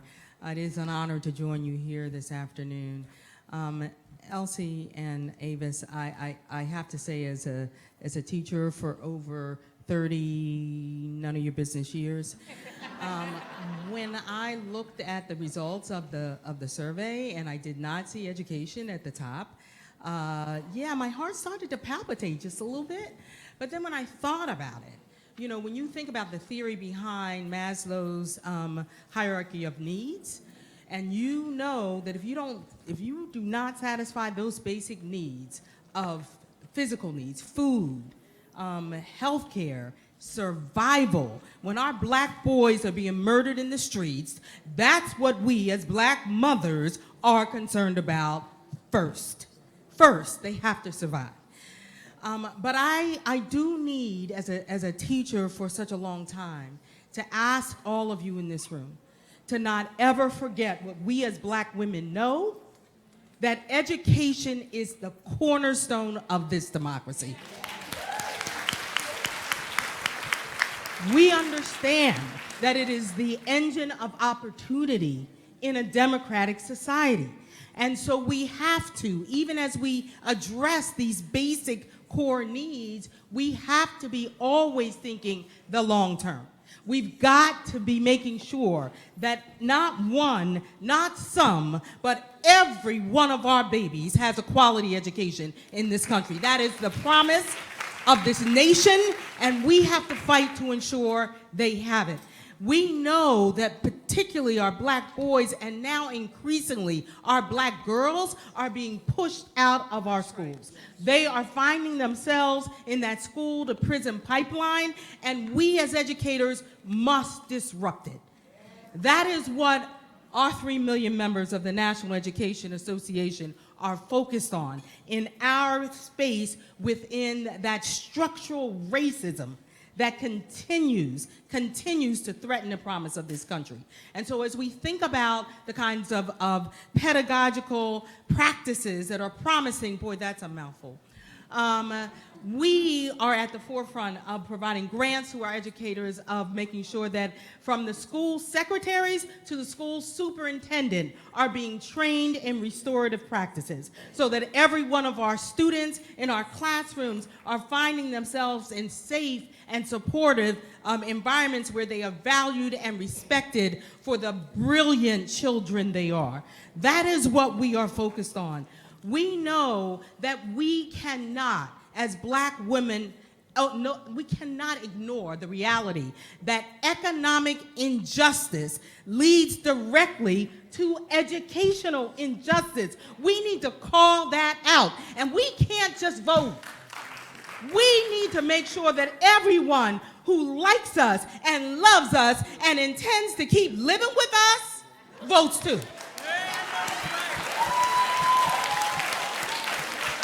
Elections matter. Everything that happens in our schools, from our classrooms all the way up to that White House, is impacted by someone who was elected or appointed. We cannot rest. Whenever I am in a space like this with beautiful black women who understand their role in the legacy of this country, I must always, always channel Sojourner. If women want any rights more than what they's got, why don't they just take them and not be talking about it?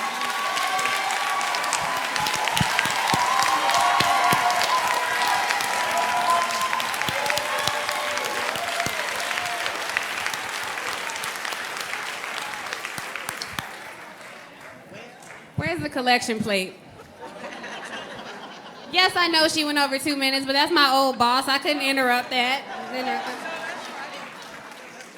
Okay, Adaku, I'm sorry you have to follow that, but Adaku. How are you gonna put me in after that? So my name is Adaku Nyeka Crawford, and I'm from the National Women's Law Center, Director of Educational Equity. I'm gonna just read from my notes because there's no way that I can follow that, and hopefully I'll stay within the 1 to 2 minute timeline. But for me, it wasn't surprising that criminal justice and civil rights enforcement and access to health care were top of the poll, because those things are all interrelated and they all affect every facet of our lives. And we see that also in school. So we need to talk about, and Becky talked about this a little bit, but how the school to prison pipeline is a direct impact of like the encroachment of law enforcement in different facets of our lives and how it affects black girls and black boys. So black girls are actually more likely than any other demographic group to be suspended more than one time. That's more than black boys too. And it's often for subjective and minor things such as talking back, being defiant, or dress code violations. And those are things that are coded as only negative when black women and black girls do that. And these are leadership qualities, and our educators should be encouraging that rather than punishing that. And I am really heartened to have been able to work with NEA and AFT to do more teacher education about restorative justice practices and how we can support black and brown youth in school. And they need more resources and supports to develop socially and emotional skills.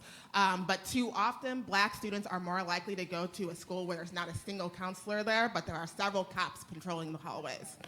And we need to talk about the role of law enforcement actually in our schools. And until the police department is headed by a black woman chief, I don't think that they should be in schools.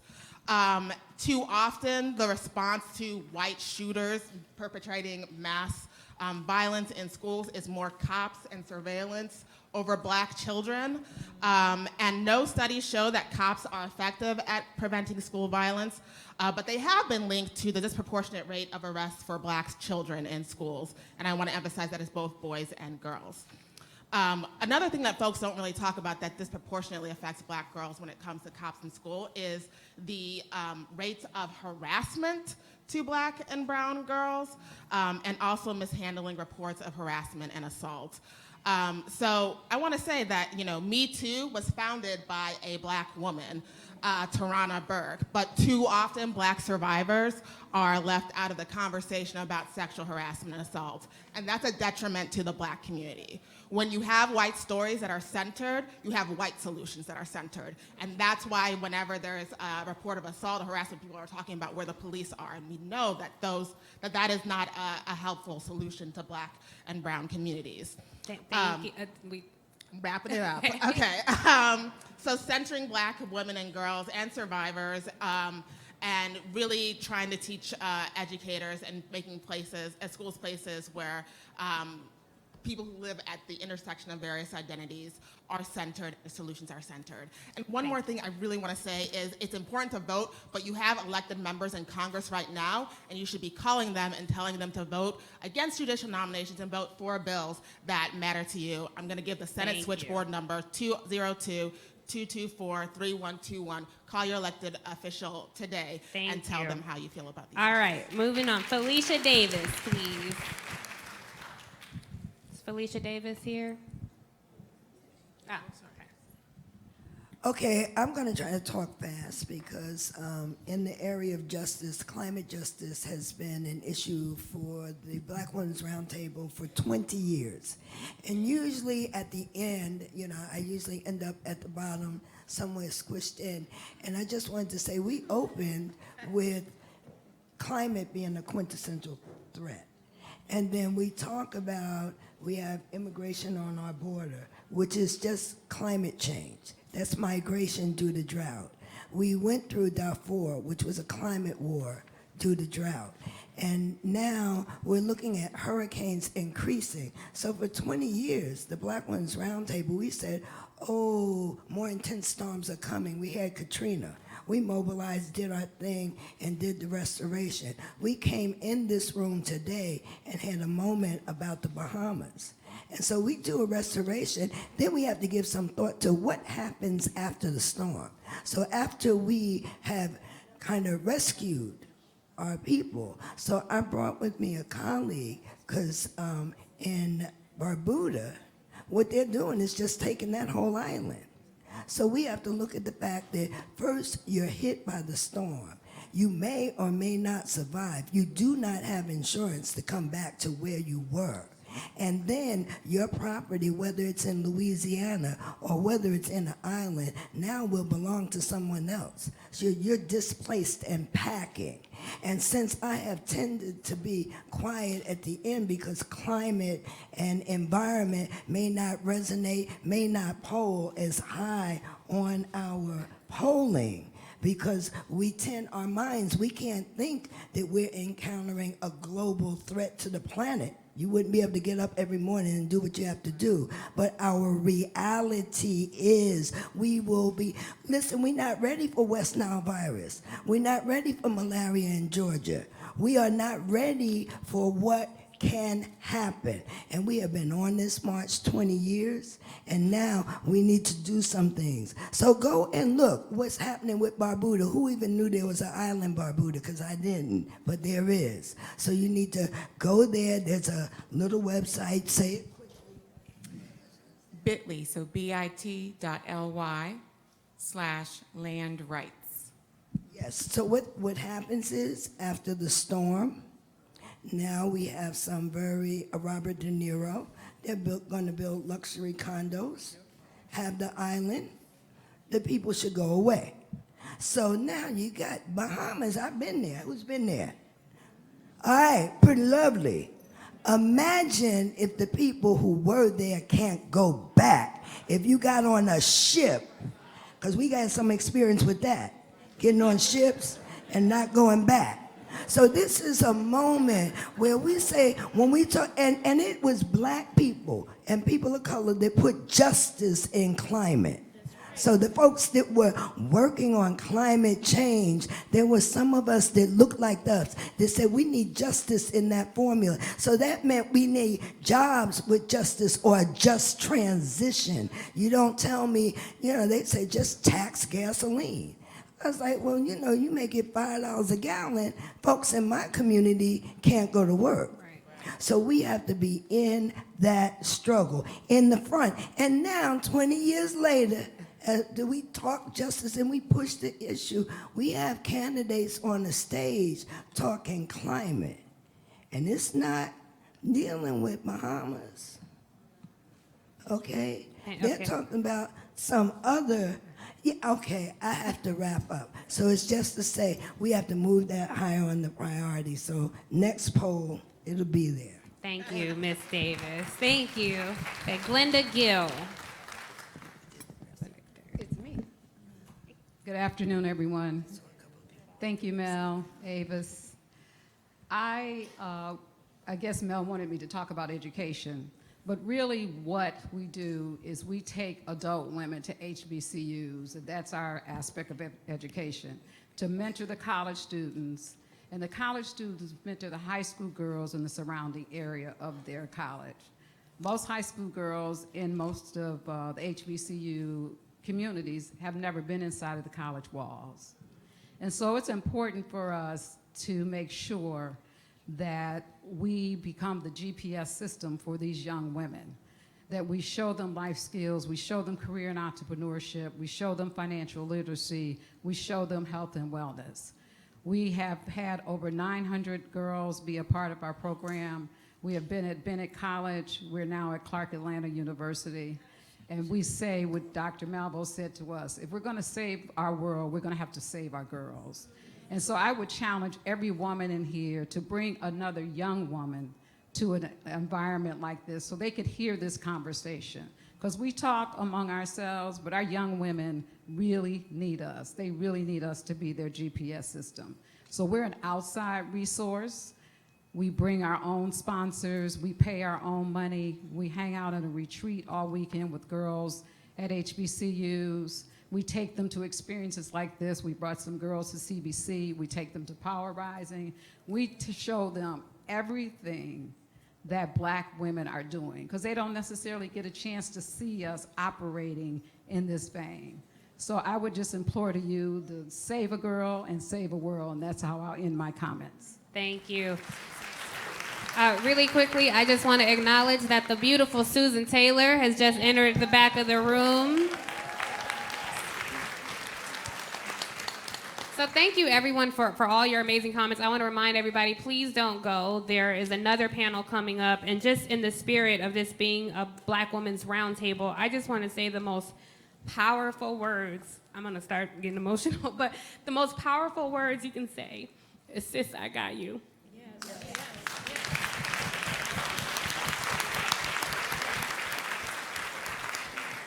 And I just want to say that Angela Rye has said that to me so many times.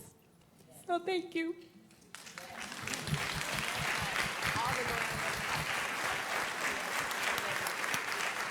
Thank you all for indulging me and for being here, and please stay for the second half of the roundtable. Can we give our sister Tiffany Cross a round of applause? Thank you, Tiffany. I ran into Tiffany on Sunday in the green room, and she just stepped right up. The sister got your back, and she did that, and we thank you. We want to thank all of our first power table experts.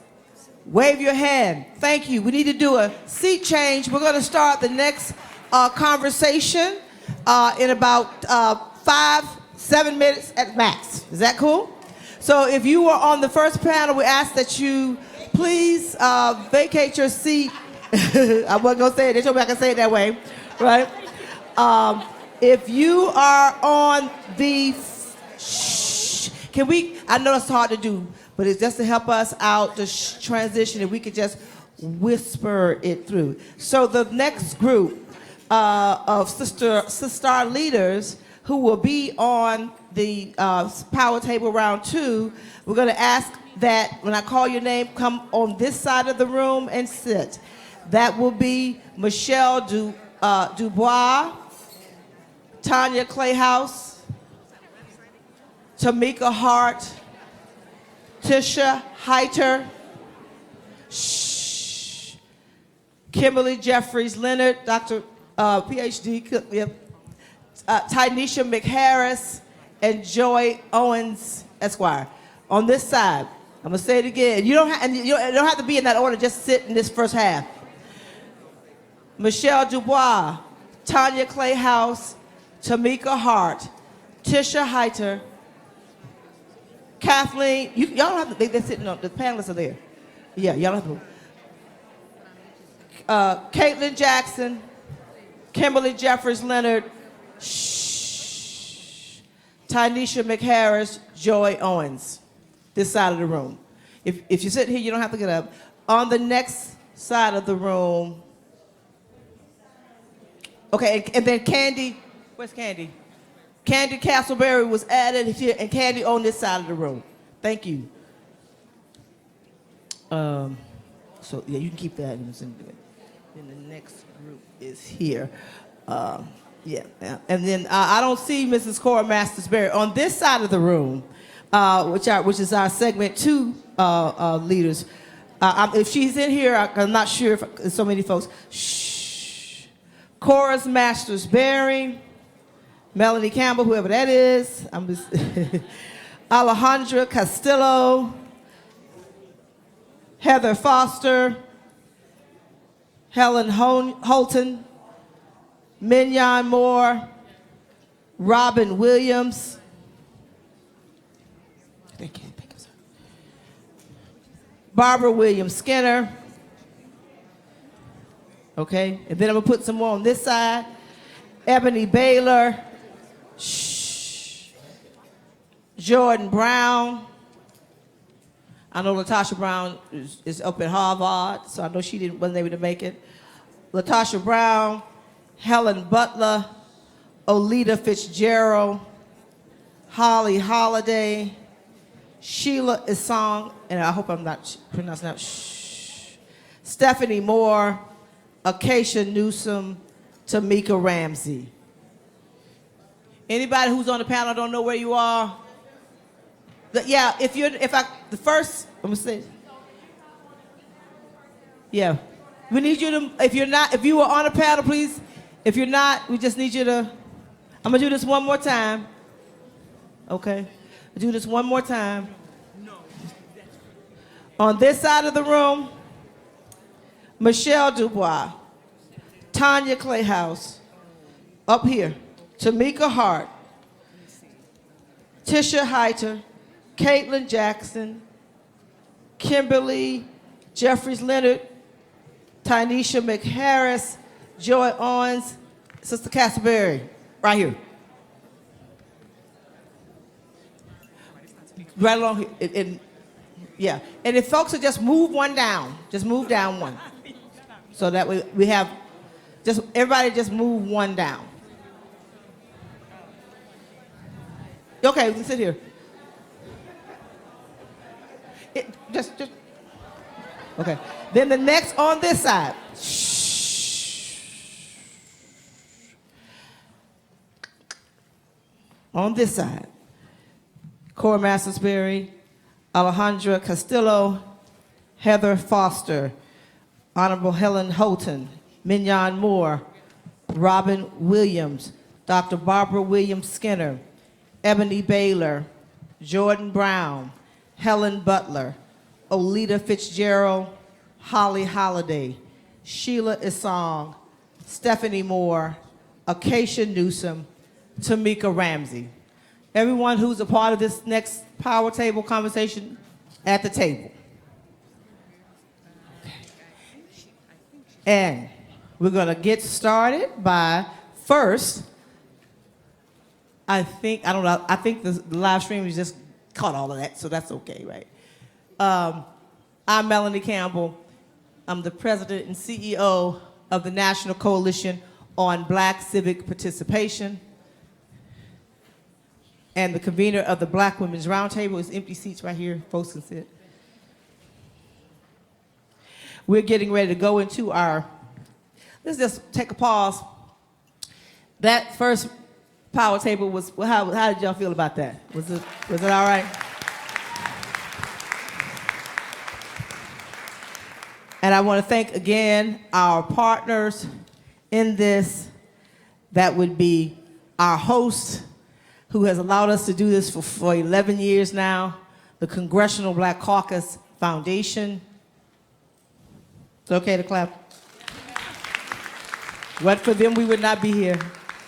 And our Essence partner, Essence Magazine. Thank you all so much.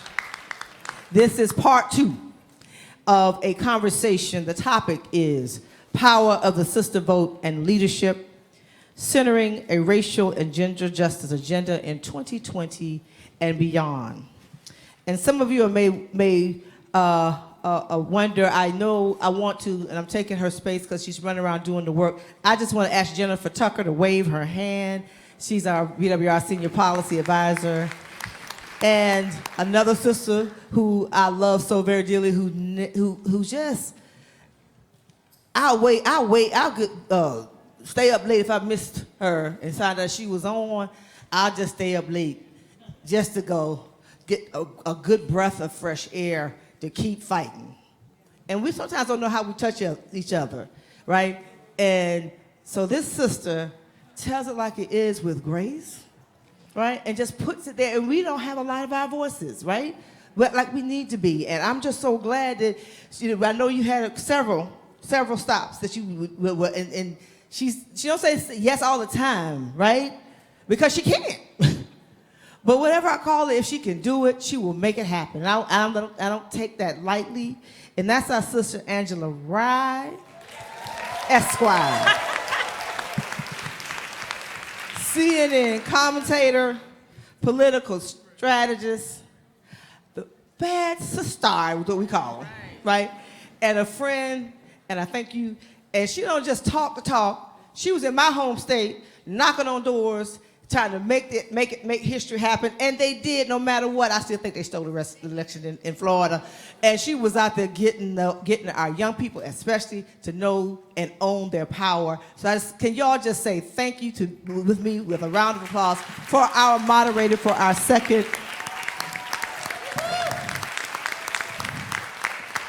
And everybody in here is a part of this power table conversation. And everybody's watching. I want to thank Roland Martin, Unfiltered, for being our partner, taking this out of the room, out of Washington, D.C., and on. We have to support Roland Martin. If you haven't, do so. Okay? And I'll turn it over to my sister. It's so funny, Mel. You were sitting there talking about somebody who sacrificed, and I'm not. And I'm like, man, this sounds like Mel. And just for a moment, and I hate that I came in late for Tiffany's panel. It is one of those kind of weeks. ALC hasn't started, and the voice is already going. So pray, saints. But Mel, what I want to say to you before this panel, this room, and the broader audience across the world is that when you were sounding the alarm on protecting elections and protecting our votes and ensuring we're registered and knowing that we can make history on every single level, whether we're talking about local, state, or federal elections, you've been right there. And I wish that we would have listened to you sounding the alarm years ago, decades ago, and I thank you for every phone call you've taken, every text message you responded to, every time you've gone to advocate and fight for us and to activate a community when people weren't paying attention in the ways in which they should. And so you all, for the salary she doesn't get, for the sleep she doesn't get, for the vacation time she can never take, I just ask you right now to stand on your feet and applaud our sister for the work she does time after time for us. I am so grateful for who you are and how you serve us and you make us better. Thank you, sis.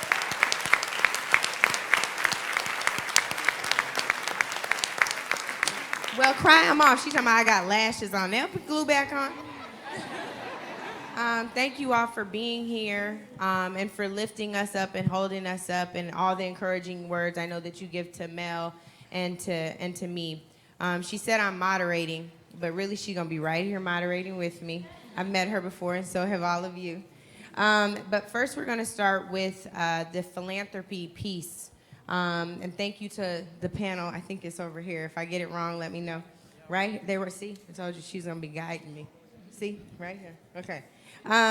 So first, I just want to take a couple of minutes, and truly, you all, let's try to stay on time. I will warn you now that I am not as graceful or kind with my words as Tiffany. So if you're running long, I'm going to tell you. It's not an act on CNN, it is my life. And so I apologize in advance if you are offended. If you just follow the directions, nobody will be offended. So if you can just share in 60 seconds or less, how does having Black women's leadership inside philanthropic organizations, the Fortune 1000, where we know we're underrepresented, we're underrepresented in philanthropy as well. We're actually underrepresented everywhere except for in jail, but let me stay focused. How does that make a difference when it comes to advising donors who have the ability to change the direction and philanthropic priorities, particularly those that impact Black America? This is about Black women, so let's talk about Black women, including issues pertaining to civil rights, the disparities that exist in racial and gender spaces, as well as in social justice. So I will start with you, my good sister, Attorney Tanya Clayhouse. Do I pass this mic? I don't think the moderator's supposed to. Let me have that one. Yes, please. I gotta keep time now. Okay. Thank you. Be careful, ladies. Don't. That's heavy. Okay, there we go. Yes, right. Counselor. My 60 seconds starts now. Yes, right? it does. Okay. So, Claim your time. Claim my time. Good afternoon. My name's Tanya Clayhouse. I'm the Senior Program Officer for the State Infrastructure Fund, which is a collaborative of very large foundations like Ford and Carnegie and Bauman and many others that give money to our collaborative, and I manage the voting rights portfolio and send money. I used to be on the other side with Melanie and with Angela and with many other people doing this work, this very important work. Now I'm over here, and the reason that it's important to have a Black woman in this space is because now I can tell the story directly, and I can say, I've done this work, I know that what you're doing does not work, and I know that what you're doing is actually undermining us, and I know that you need to fund this organization. And I can have a conversation with people in a way that they understand because I'm the one that's helping to direct them in their giving. And I can also represent and take responsibility for what is being done because I've done it, or I've worked with the organizations that are doing it. And so I think that's why it's extremely important. I'll end by saying, because I think I'm at 45 seconds, that the reason that it's important to have a Black woman in this space is so we can actually support the work that is going on the ground, like the Black Women's Roundtable, and Melanie can attest to it, like the National Coalition on Black Civic Participation that's been doing this work for years, but many, and also provide that access and that conversation. So I think that is critical. It's an important piece of the puzzle to make sure that we actually have a liaison to talk to in order to advocate on our behalf. Michelle. Well, thank you for the question. My name is Michelle Dubois, and I'm the president of Values Partnerships, a consulting firm based here in D.C. And my husband snuck in the back. He's really funny. I should not have sent him the details if I didn't want him to come, but he's an amazing guy. So we run a consulting firm together. And I want to give you a specific example of why it's important that Black women are in the room and at the table. So it's funny, just last night we had an event here in D.C. So our company works with the beauty retailer Sephora, and we're helping them on their racial equity initiative. And so basically what we've done with them is we've helped them disperse $1 million in grants to organizations that do racial equity work and have been doing this work for a very long time. We also are helping them partner with beauty advisors and also social justice advocates now that they have done some of this work, but not to the degree and the scale that they need it. And so we've been able to help them launch a new equity advisors program, working with really smart people, many of which are in this room, who have been doing this work, who know how to make sure that we create spaces that Black women are represented in and we feel included in. And lastly, we are helping them launch a new study that's going to look at racial bias within the retail industry, so they can have concrete data that says this is how Black women experience racial bias. So it's not just being, followed around the store because they think you're going to steal, which happens often and too often, but also because sometimes you're just ignored, right? And so we have a range of experiences that are not respectful of who we are as people, not respectful of the money that we spend in these corporations and companies. And so basically what we're doing is helping this particular company find ways to grow their sense of belonging for Black women within their stores. And so that's one specific example of why Black women in these spaces matter. But none of this work would have been possible without a Black woman working at Sephora, leading their marketing efforts, that is partnering with 2 white women who get it, right, and have the budget and like the will to fight to make sure that this is a priority for them. And so that woman, Candace Payne, has just been phenomenal, and she leads all their marketing efforts. And so if you haven't been by, but you should go by and see their amazing Color Up Close campaign, which celebrates Black women of all ages in all skin tones. And so it's just an amazing opportunity. But none of this would have been possible without Black women in the right room and at the right table, and knowing of our firm and partnering with us so we can not only do this work, but push it all the way to conclusion. So, thank you, Michelle. So we talked already about direction and giving, providing direction and giving access, having a liaison, and Michelle just spoke to the importance of having someone who understands racial justice and partnering with corporations. Kimberly, from your perspective, and what the Links has as its mission and is supposed to do, where do you all fit into this conversation around philanthropy, specific around racial, gender, and social justice? Thank you so much, Angela, and I want to thank Melanie for allowing me to be at our table. I'm very pleased to be a part of this. The Links Incorporated, I'm the national president of the Links Incorporated, is an organization of over 16,000 women in 288 chapters, 42 states, the District of Columbia, the Commonwealth of the Bahamas, and the United Kingdom. With that having been said, we have a philanthropic arm, the Links Foundation Incorporated. And between the Links Incorporated and the Links Foundation Incorporated, we don't have lots of dollars, but we feel that we have impactful dollars. And we feel that we are a body of impactful women that can help guide and direct the philanthropic space. So when we look at the work that we've done from a philanthropic perspective, we've given $5 million grants over the years to organizations that include the Civil Rights Museum in Memphis, the NAACP Legal Defense Fund. We were one of the first $1 million donors for the Museum of African American History and Culture. And most recently, we gave $1 million to St. Jude to focus specifically and only on sickle cell, which we know only impact Black people and people of color. And so having said that, we know that our voice is very impactful. And we know that, as in the case with Dove, we are the voice that helps them understand that your advertising that you did was not a good thing to do. And so we know that where we put our money, where we put our social justice issues is really very important. And those funds are, the way we use our funds really do impact and guide not only how we put our individually, but collectively. And so that is where we feel we fit in the philanthropic space. How we, those organizations that come to us for funds, they have to be aligned with our social justice focus.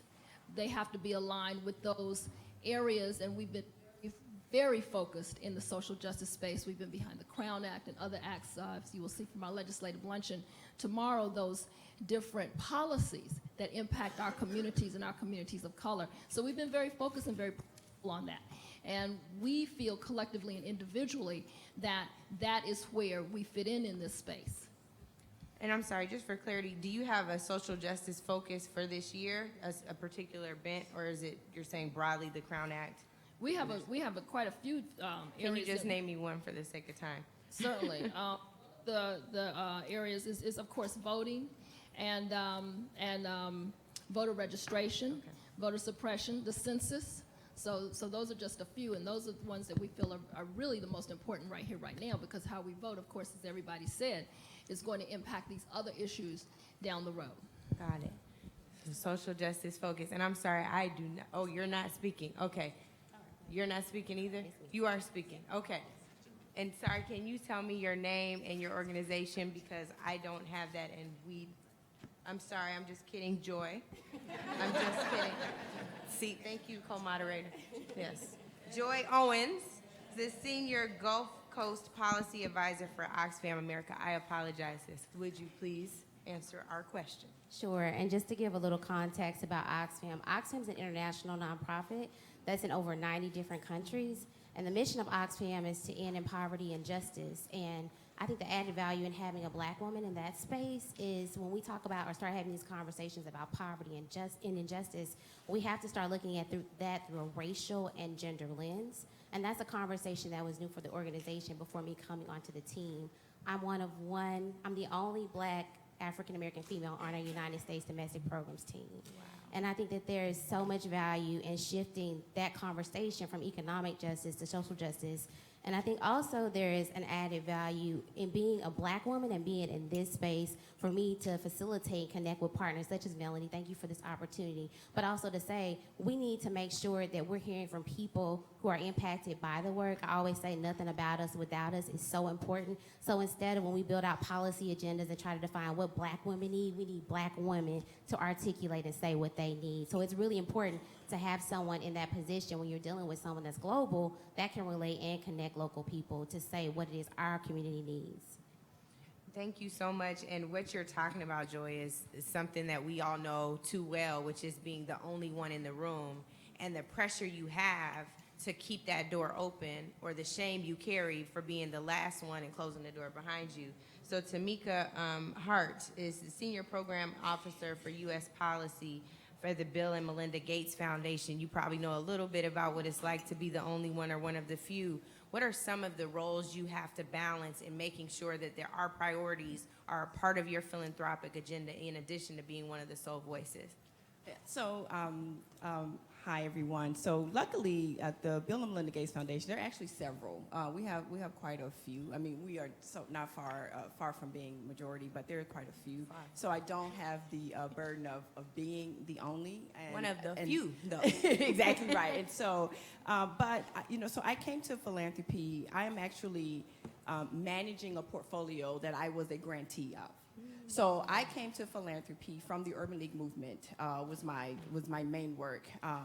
And I left the Urban League movement and went to work in education reform space for a white-led organization. And that's when what I realized that I knew white organizations were funded at a level that Black and brown organizations were not, but then I lived it for a couple of years. And so then I set out. I was like, okay, I need to be sitting in philanthropy, that we're funding these organizations. So I actually manage, my job is to figure out how to get more money to Black and brown people. Like, that's what I do. I wake up every day doing that. And so I came with an agenda. I came with relationships because I was of the field.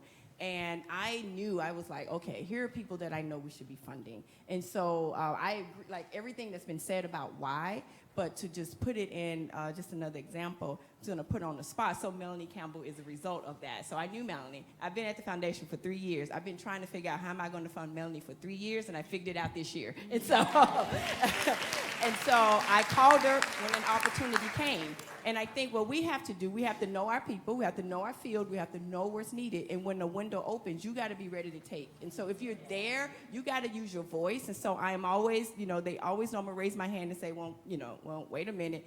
You didn't answer that question when the white man was getting ready to get that grant. Let's not have this conversation, so let's talk. And I haven't had a problem. So when the opportunity came and I knew Melanie was doing this work, I was like, here's a grant. Same with Janice Mathis at National Council for Negro Women. Like, I go hard for my people. I'm trying my best, right? So, and the links, I need to talk to you because that's the kind of work that we're trying to do. I don't have a whole lot of money, but what I have, I try to give out to, I have Black people, also Latino and other organizations, but I am in the room, I know the work, I know the partners, and I come with those relationships because philanthropy is really just about relationships, and that's why we're needed to be in the room. Yes. So thank you. Thank you.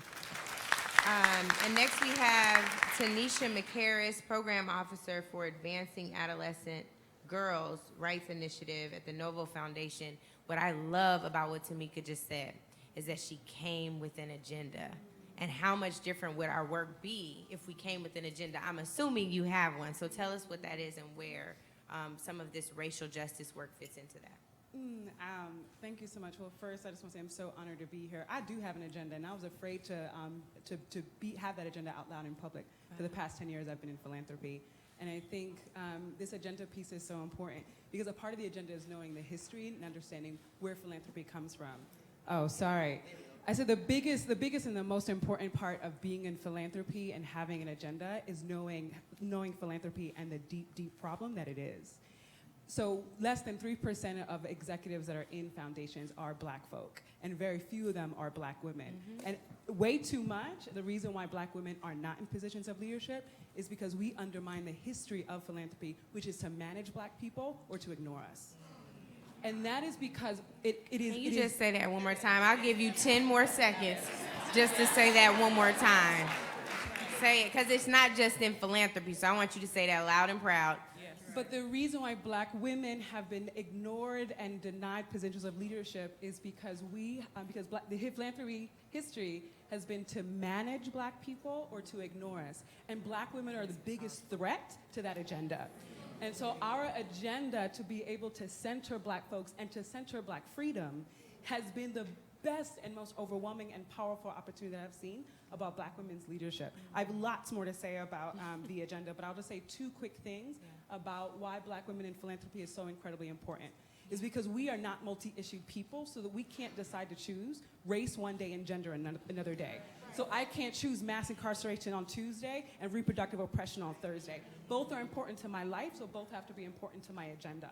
And that multi-issue leadership is important in philanthropy. And then the second thing I'll say really quickly is because we know too well the difference between supporting our labor and supporting our leadership. Supporting your labor is supporting you to work until you can't anymore. Supporting your leadership is supporting your vision, your strategy, your design, your experimentation, and your respite. And having more black women in philanthropy means we can lead and not just be the labor for movements. Girl! Girl! Oh my God, yes. You were like, yes, I have an agenda. I'm so glad you asked. You better listen. Almost threw a shoe, but I didn't want to hurt you because that was in praise. It wasn't out of shame. Okay, so next we have Tisha Heiter. Did I say that right? Yes. Okay, look at that. Vice President of Development of a very critical movement so many of us are familiar with now, Time's Up. Yeah. Please talk to us. I think you probably hit intersectionality particularly in the work you're doing right now. Absolutely. And so I would love for you to start right there and you can feed in the rest of that. Yeah, it's actually a pleasure. When I was asked to be vice president at Time's Up, I was overwhelmed by the initial support that I got. I came to an organization that is less than 2 years old that was really birthed out of this pain and anger from the Me Too movement and has flexed into this now 22-person organization. 16 of us are people of color. I say people because we have one man now. But we are really, really focused on the intersectionality of the work that we do and the ways that we can arm black women in particular. With the 3 areas of focus that we have with equity, safety, and power, all of those relate to black women. With equity, we are really, really focused on economic power. We need to get the Paycheck Fairness Act passed. It's a shame that just a couple of weeks ago we celebrated, if you will, Black Women's Equal Pay Day, taking us, all that time to catch up with what a white man made in 2018. At this current pace, we won't reach pay equity for another 100 years. And I don't know about any of you, but I don't have 100 years to wait for my paycheck to be fair. And so the second thing that we really focus on is really the safety of our employees in the workplace. Sexual harassment and racial harassment are intertwined for black women. And out of the 5,000 people who have contacted us through the Time's Up Legal Defense Fund, about 1/3 of them have been women of color. 2/3 represent low-income jobs. And so we work with them with low bono and pro bono attorneys to help them get their stories told and legal assistance. And then finally, on the power side, I think of 3 recent stories that were led by black women. The New York Safety Agenda, which increased the statute of limitation for rape and sexual assault, that was led by black women with our organization. The pregnancy discrimination that was occurring at Nike through track athletes, that was led by a black woman. And when I think about the work that we're doing on technology. We have a Time's Up technology team. We had a black woman speak at the Google shareholders meeting. And so black women are really threaded into the work that we do. So I'm excited and very, very proud to lead the organization in that way. Thank you so much. Thank you so much. Now I have Caitlin Jackson, Director of Community Partnerships and Public Affairs and Communications for Coca-Cola. Good afternoon. So on behalf of the Coca-Cola Company and the Coca-Cola Foundation, we first say thank you, Mel. Thank you for your vision. Thank you for bringing all of these women to this table. When we talk about empowering Black women, I first want to take it a notch higher. So the Coca-Cola Company and the Coca-Cola Foundation have 3 strategic community priorities: water, well-being, and women. Why women? Of course, we know why women. When you empower women, she doesn't keep that knowledge or that information to herself. She's a teacher by nature, and so she is teaching her children, she is teaching her family, she is teaching her community, her network, so on and so forth, and creating a virtuous cycle in every community in which she lives. But when we talk about specifically Black women, and this goes to the earlier question around the importance of representation, having Black women in the rooms where these philanthropic decisions are made ensures that Coca-Cola's intent to empower women doesn't ignore Black women. It meets Black women where they are, understanding that when we want to empower that Black woman entrepreneur, might we engage with the urban leagues? They have entrepreneurial centers everywhere across the country. Might that be an opportunity for us to help that Black woman say, this is my dream, but this is how I make my dream a reality? Or simply us being right here. We have been proud partners of Mel and of the Black Women's Roundtable and National Coalition of Black Civic Participation, again, because we understand that this is where we are. And if we are not in those rooms making those decisions, it's nothing but good intentions, and we all know where good intentions can lead us. And so it is incumbent, if we want to be successful in our global goal of empowering 5 million women by the year 2020, it is through partnership. It's understanding who to partner with. It's understanding who to be with, who to stand shoulder to shoulder with, and leaning upon their expertise and their leadership, such as with the Black Women's Roundtable, to be there, to be present, and to have a seat. Thank you. And last but certainly not least, we have Candy Castleberry, who is the Vice President of Diversity, Partnership, Strategy, and Engagement for Twitter. Where's Candy? Wasn't she just here? Where'd she go? Oh, okay. So I'm like, I know. I'm like, what is happening? What's happening? We have different hairstyles. So Candy, the question I would ask you is, I'm going to kind of fold this into question two, so I'll give you slightly more time. What I want to drill down into for the folks on this side of the table that have philanthropic priorities, have budgets that have been assigned to those philanthropic priorities. Question two asks how your organization is centering civil rights, voting rights, racial, economic, and or gender justice to drive your philanthropic priorities. So for you all that have budgets, I want to know, what is the number and what is the biggest priority?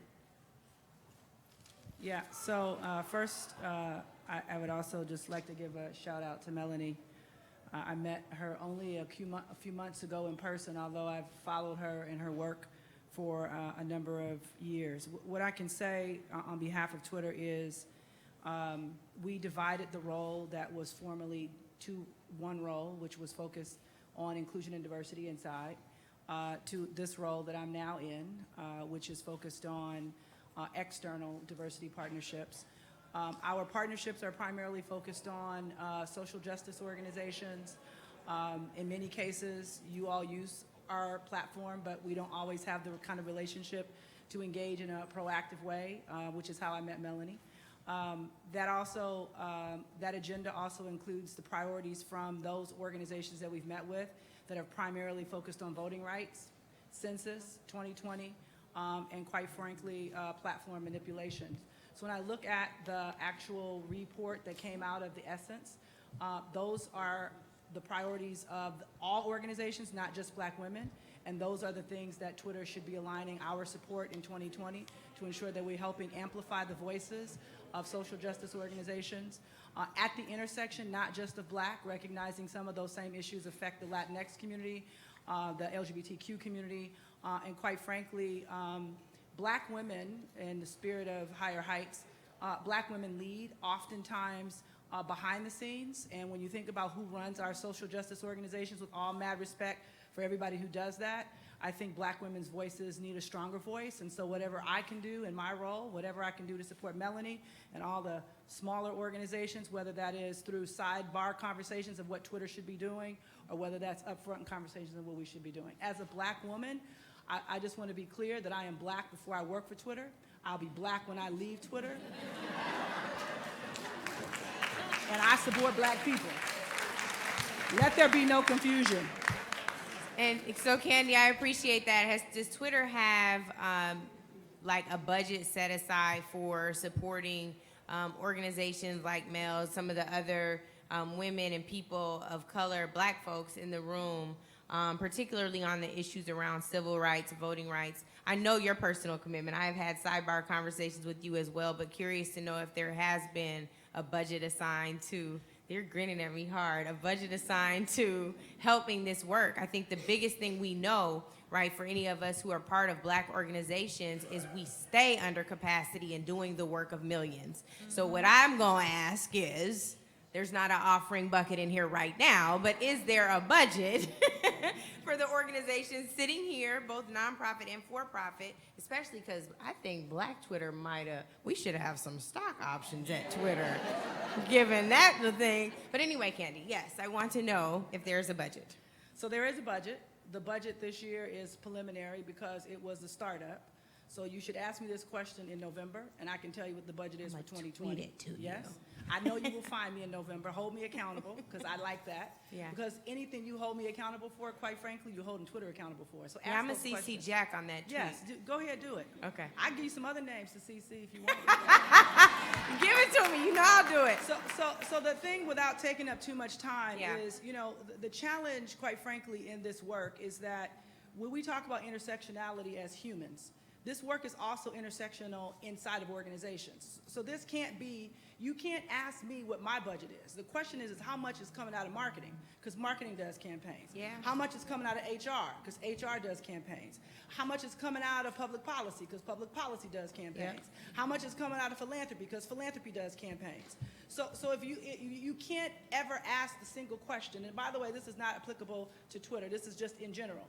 Because the reality is, if you give me money for black people, yeah, that gives me and others the excuse for not doing black stuff because they gave the money to Candy. So don't ask me what my budget is. Ask them what their budget is and what percentage of their budget is actually going to things that serve black people or black women or the LGBT community. So that's how I would rephrase that question. That's going to be the tweet. That's what I was writing down. Marketing, HR, public policy, philanthropy, and Candy. I'm asking about all of them. Candy in November. Now, Naja, I won't forget that. I don't know where Naja is. I forget everything. I'm going to remember that one. I'm going to come back to you, Coca-Cola. I'm going to work this. Okay. All right. I got you. Yes. I could go on. That was just a short list. No, I'm going to get all of them for you. Just do a You can add screenshot of procurement. my tweet. I want to come back this way and go. Product development. Take the mic from Candy. Caitlin. And Black Twitter. Caitlin, get the mic. And advertise. I'm reclaiming my time, Candy. Caitlin, I'm going to come to you. And nope, hold on, Caitlin, hold that mic, because I want to ask you the same budget question. I think it's important for us to understand. You said water, well-being, and women, right? And I want to understand from you what the company's committed to from a budget standpoint to what those three priorities are. We know that water, I don't know if you mean lead water, but if you do, it's not just an issue in Flint now. We started talking about in Newark. And so what are the things that go directly to our community? Maybe some of the issues don't go through our organizations, although I think it's a shame if they don't. But what is the number? Let me just stop, because I'm going to get on this soapbox. So if I give out any number, it's not going to be comprehensive of what we really give. Because to Candy's point, I'll take it's what not, you have to give me. It's not just from a community and stakeholder relations perspective. Earlier today, I don't know if folks were at the National Museum for Women in the Arts, but there was a supplier diversity forum where my colleague and mentor, Therese Thompson, who leads our global supplier diversity, was there to talk about the intentionality to ensure that across our business, it's not just we're giving money to a black nonprofit, but what do our agencies look like? Are these agencies of record? Are they agencies of color? Right. Who are our catering contracts? And go down the list across the business. We do sell all of your favorite and most refreshing beverages, but how do those beverages get to the stores? Where do we supply the raw materials? There are a number of instances across our business where we have to think about not just I need this material, but is there someone who can provide this service to me that is a person of color? Is this person who can provide this service to me a woman of color? And so short of trying to get for you some sort of number, which I do not have. I wish y'all would just tell me that, because here's the thing.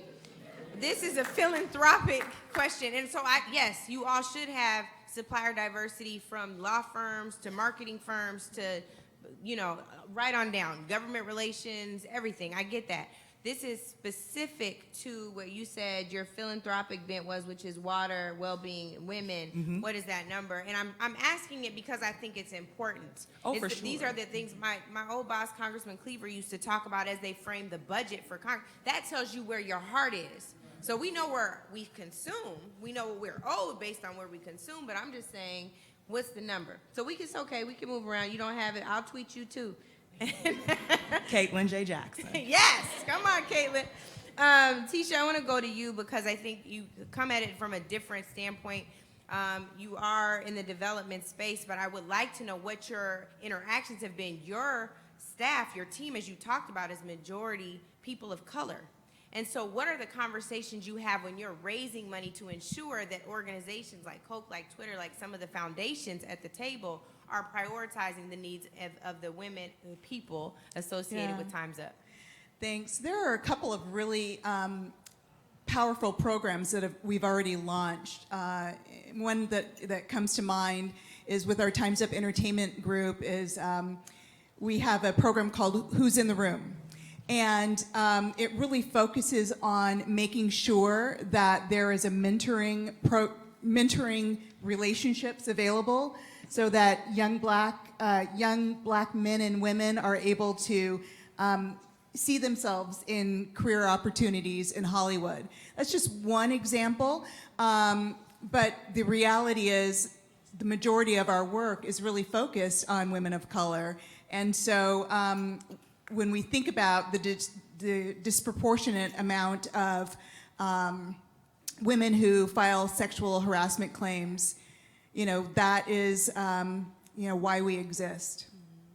And so because Melanie just told me I thought I was in a congressional hearing with my questions, we have darn near run out of time. So for the rest of you, just quickly, if you have a number, great. If you have a way that we can get to the number, we know we're tweeting some folks over here, Candy and carrying on.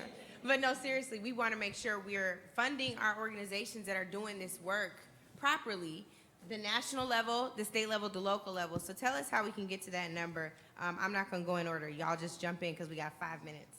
So I don't have a number, but I Total. do. Is this working? Yeah, that's working. Go ahead. So we have 3 buckets of work. We have policy, corporate engagement, workforce development. At our policy work, we fund the National Black Women's Roundtable and the Mississippi affiliate. But what we did for our workforce development, we created a pilot workforce development program which specifically focuses on returning citizens. We contracted with another nonprofit that is black-owned to be the facilitator and actually do the soft skills and hard skills training. And also we have an MOU. This is in Mississippi, which has the 3rd highest incarceration rate in the country. We have an MOU with the mayor of the city, so once they complete the program that they're automatically hired. And that Which is something. city is that? That's Jackson, Mississippi. Awesome. Yeah, Awesome. and so we're working to expand that program. We're starting small, but right now we're a year in and we're meeting people are getting placed and they're getting jobs. Amazing. So that's something that we are working on. Yes, ma'am. I'll share 3 numbers, but it doesn't represent all of our foundation's giving, and our foundation does, bless you, our foundation does support primarily women of color, both in the U.S. and women of color of colonized nations across the globe. The first number is the number I closely work in. Our board had committed over the course of 7 years $90 million to our girls and to movements that are really centering, holding, and addressing structural barriers facing girls of color, in which black girls and black women's leadership is deeply centered and prioritized within that. The second number I'll give is after the changes at the national level, we launched a Radical Hope Fund to create space for folks both in the US and around the globe to do some conversations around transnational movement building and other things that they could experiment and try and do. And that was a $34 million commitment. And then the last commitment was a very recent commitment of $5 million to supporting activists and grassroots mobilization to address sexual harassment and violence facing women of color, migrant women, and formerly incarcerated women. Okay. Just time's up. Do you all do work together? We will. Great. We made something happen, Mel. Okay, what else? Yes, So Tamika. as I said, I specifically manage the civil rights and equity portfolio. So all of the grants in my portfolio are people of color, but it's Black, Latinx, Native. So my budget on like a 3-year roving, if I think about all of the grants, it's about $38 million. My spend is about $12 million a year, is roughly. That's a payout and a new grant, about $12 million a year. Amazing. Thank you, Tamika. Sorry. Okay, go ahead. So, you know, we don't have a budget where we have a philanthropic budget, but every 4 years we have one grant of scale, which is our $1 million grant. And that is absolutely focused on organizations that are working with people of color. Specifically, it's going to be for people of color, or it is going to be an African American or diverse organization. And so the 5 grants that we've given to date has been specific to that. We work with organizations, however, through our membership and through our partnerships who are focused on that social justice space. And so in order for us to work with you or even encourage our members to raise funds or give funds, you have to be around those issues that are of concern to us. And so those are workforce, health access. And so we're very much focused in that way. So we don't want to partner with you if you're not going to be doing things or working towards transforming communities and giving our money to you. Michelle? Yes, I think this question is applicable, but a little less applicable to me because we run a consulting firm. But just as I mentioned earlier, a small example is the companies we work with, we make sure that this is not only a policy priority or a programming priority, but also a budgetary priority. And so as just the example I mentioned earlier, as we started our work with Sephora on day one, the first thing we talked about was, okay, so how are we going to support the organizations who have been doing this work for a very long time before, you know, they got a phone call from you. So, so within less than a month and a half, we got $1 million out the door. And so we do that with Sephora. We do that with other companies as well. We'll keep holding people's feet to the fire, but also holding their hand too, because a lot of people want to do the right thing, but we just have to give them the steps as to how do they actually walk that out. Absolutely. Thank you, Tanya. All right, great. Counselor? Thank you. So, as I mentioned, I'm the senior program officer for a collaborative. The collaborative has foundations that are multi-million, sometimes billion-dollar foundations. So, last year, collectively, from just our collaborative, we gave away around 19 million.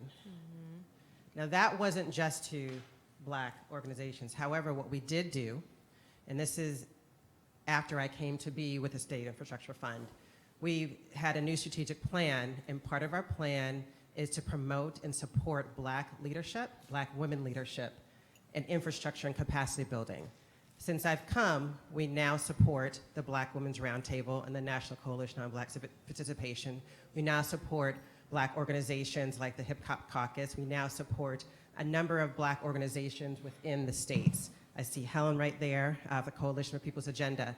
So that is the direct result of making sure that someone like myself, who looks like myself, is at the table.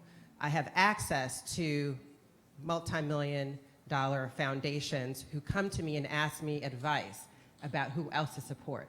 So calls can be directed, I can direct to other organizations. I will be talking to some of you all. And so I just wanted to put that plug in that it's not just the money that we hold, I hold. I can also help provide recommendations both through other foundations, but also, and just the last, I know I'm taking a little bit more, the litigation, which we didn't talk about, Black women are also leading in so many fronts. I'm looking at Barbara, former head of the Lawyers Committee for Civil Rights. And you know, we are leading in many ways, and I think that we need to support that work. And I also manage the Litigation Collaborative, which has a lot of Black-led organizations like NCBCP, Legal Defense and Education Fund, run by a Black woman, Sherilyn Eiffel. And we have, you know, so we're working with a lot of groups like that. So I just want to say that there are opportunities there. I've given you a number, but that was a number from a non-presidential election season. We fundraise yearly, so I can't tell you what that number will be for this year or for next. Tweeting you too. I know you will be. But again, our focus is on helping to build a capacity. That's one of our focal points. And when we come in, we try to support for a long term. We're not just in and out. And so our goal, and my personal goal, and which is why I'm here and why I'm at this table, is because I want to make sure that you see me, I see you, and so when I have access to this funding, I can say, all these groups on the ground that were the backbone of supporting throughout the elections, that did all this work with volunteer staff and didn't get the money that was given to the larger civil rights organizations, these are the groups we need to be funding right now because they're the ones who supported all that work. And so I just advocate for those who are doing the work that don't get the necessary support and encouragement, and I'm going to keep lifting that up as far as I can. Thank you, Tanya. And thank you to this panel. I know there's not a lot of time. Every year, Mel is like, man, we need some more time. But the second topic, I'm sorry, before I go, my co-moderator said we definitely owe this panel a round of applause and a concur. And some tweets. Thank you all so much. This is really, really important. And as we know, mutual accountability is how we make these things work. And there's already a partnership. I know there's some more percolating. Okay, so the second topic of this panel is the power of Black women's leadership in leveraging the power of the sister vote. So what Tanya just said is a perfect transition. Who's on the panel, Mel? You got to tell me. Okay, this is everybody? There's no changes? Okay. We have the legendary Cora Masters-Berry. I'm going to start with her. We're just going to jump right in. Political strategist, board member for the NCBCP, former First Lady of the District of Columbia. You all know how they say, a forever First Lady. This is another forever First Lady. So thank you. I'm going to start with you, Ms. Berry, because I think it's important for us to just jump right in with context and with some history. How important is the Black woman vote? It's going to be a baseline question. How important is the Black woman vote to 2020? We know it's always been important, always under-recognized, always treated as invisible, but they always come to us. So how important is the Black woman vote for the presidential candidates running for office in 2020 and beyond? Well, I think first of all, thank you for having me. Glad to be back. Melanie, it's always a pleasure. Before I say anything, I marvel at this woman. She doesn't get enough credit. She's everywhere she needs to be on our behalf. It is amazing. I'm surprised she's still standing. Give her a hand.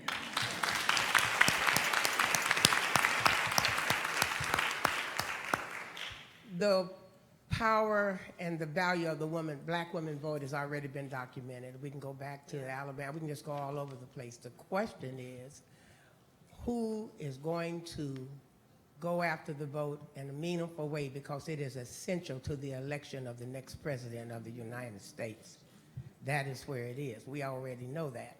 The question that bothers me is how much of that can we leverage as a unified group of people that, as a political science professor for 20 years, Angela, you and Melanie have to stop me because I have a tendency, I do contextual frameworks. Next thing you know, I'll have you back to 1619, so I'm going to try to make this. Okay, now there's a 1619 project that's out, so we got that year covered. Okay. Just do 2020 for me this time. But as a political scientist, I have also been a political activist And also, I have been a political observer, and that's part of my job as a political scientist. And even though I'm a CEO of a nonprofit that will be talking to you guys offline when this is over with, I am still a very political person. It's in my DNA. And so as I watch the generations from the time, I taught political science for 25 years, the power of black women, I see it just grow and grow and grow, but I see a different kind of generation of black women coming. And though we have a lot of power in terms of the polls, what we really have the most power in is how we leverage our support of each other, both publicly. Mignon knows we do the public thing, and then we do the private thing. Where we're in the room, we're doing the strategy, and I want to encourage you all to not just sit around here and talk about what black women can do, but I want you to make sure you look around you, look behind you, look next to you, and mentor the next generation of black women. Please do that. Thank you. That has almost become an obsession of mine. I got so many children that are, you know, they're all 40 and 50. We got children who are 40 and 50 years old. I'm only 60 myself. Lying. But anyway, Melanie Campbell, Avis the Weaver, my mentor, even though she won't admit to it, Mignon Moore. The only person who has taught me more about politics than Mignon Marion Barry. She is amazing. And these women don't just write books and go to public things like this. They strategize and they leverage their power in very quiet rooms. I've been in the rooms where they have looked at people and said, it's not going down like this. We got her back. So it's public and private, but all of that comes together. We can all decide what it takes to get a new president of the United States. And that's her personal capacity. My personal capacity, and everybody's personal capacity. Everybody wants a new president. So she's not speaking for Melanie funders. Don't worry. Yes, yes. Okay, so that's pretty much it. I have a whole bunch of stuff that I wrote, but I just was sitting there looking at the generations.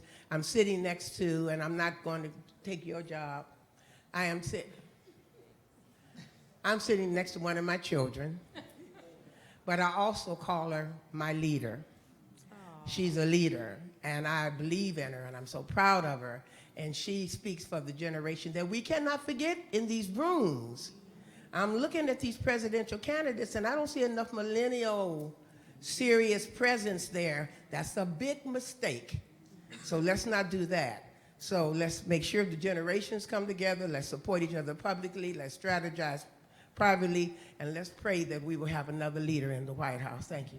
Thank you, First Lady. And again, she is not speaking for Melanie in her official capacity, funders, okay? Next, and in case Trump is looking at tax exempt status as well. I don't know who that is. Anyway, so next, I cannot give a better introduction to my dear sister, Tamika Mallory. Tamika, I'm gonna go ahead and let you go because we had to give the First Lady her time. But you go ahead. Yeah, so I'm going to be really, really quick. And I just want to also celebrate Melanie for continuing to bring us together. And not just once a year, but all the time. But also, I think she needs to be celebrated for being available to each one of us when we need her to help us pull things together. And when my mentor, auntie, cussed me out, do all kinds of things to me that I won't tell y'all about today.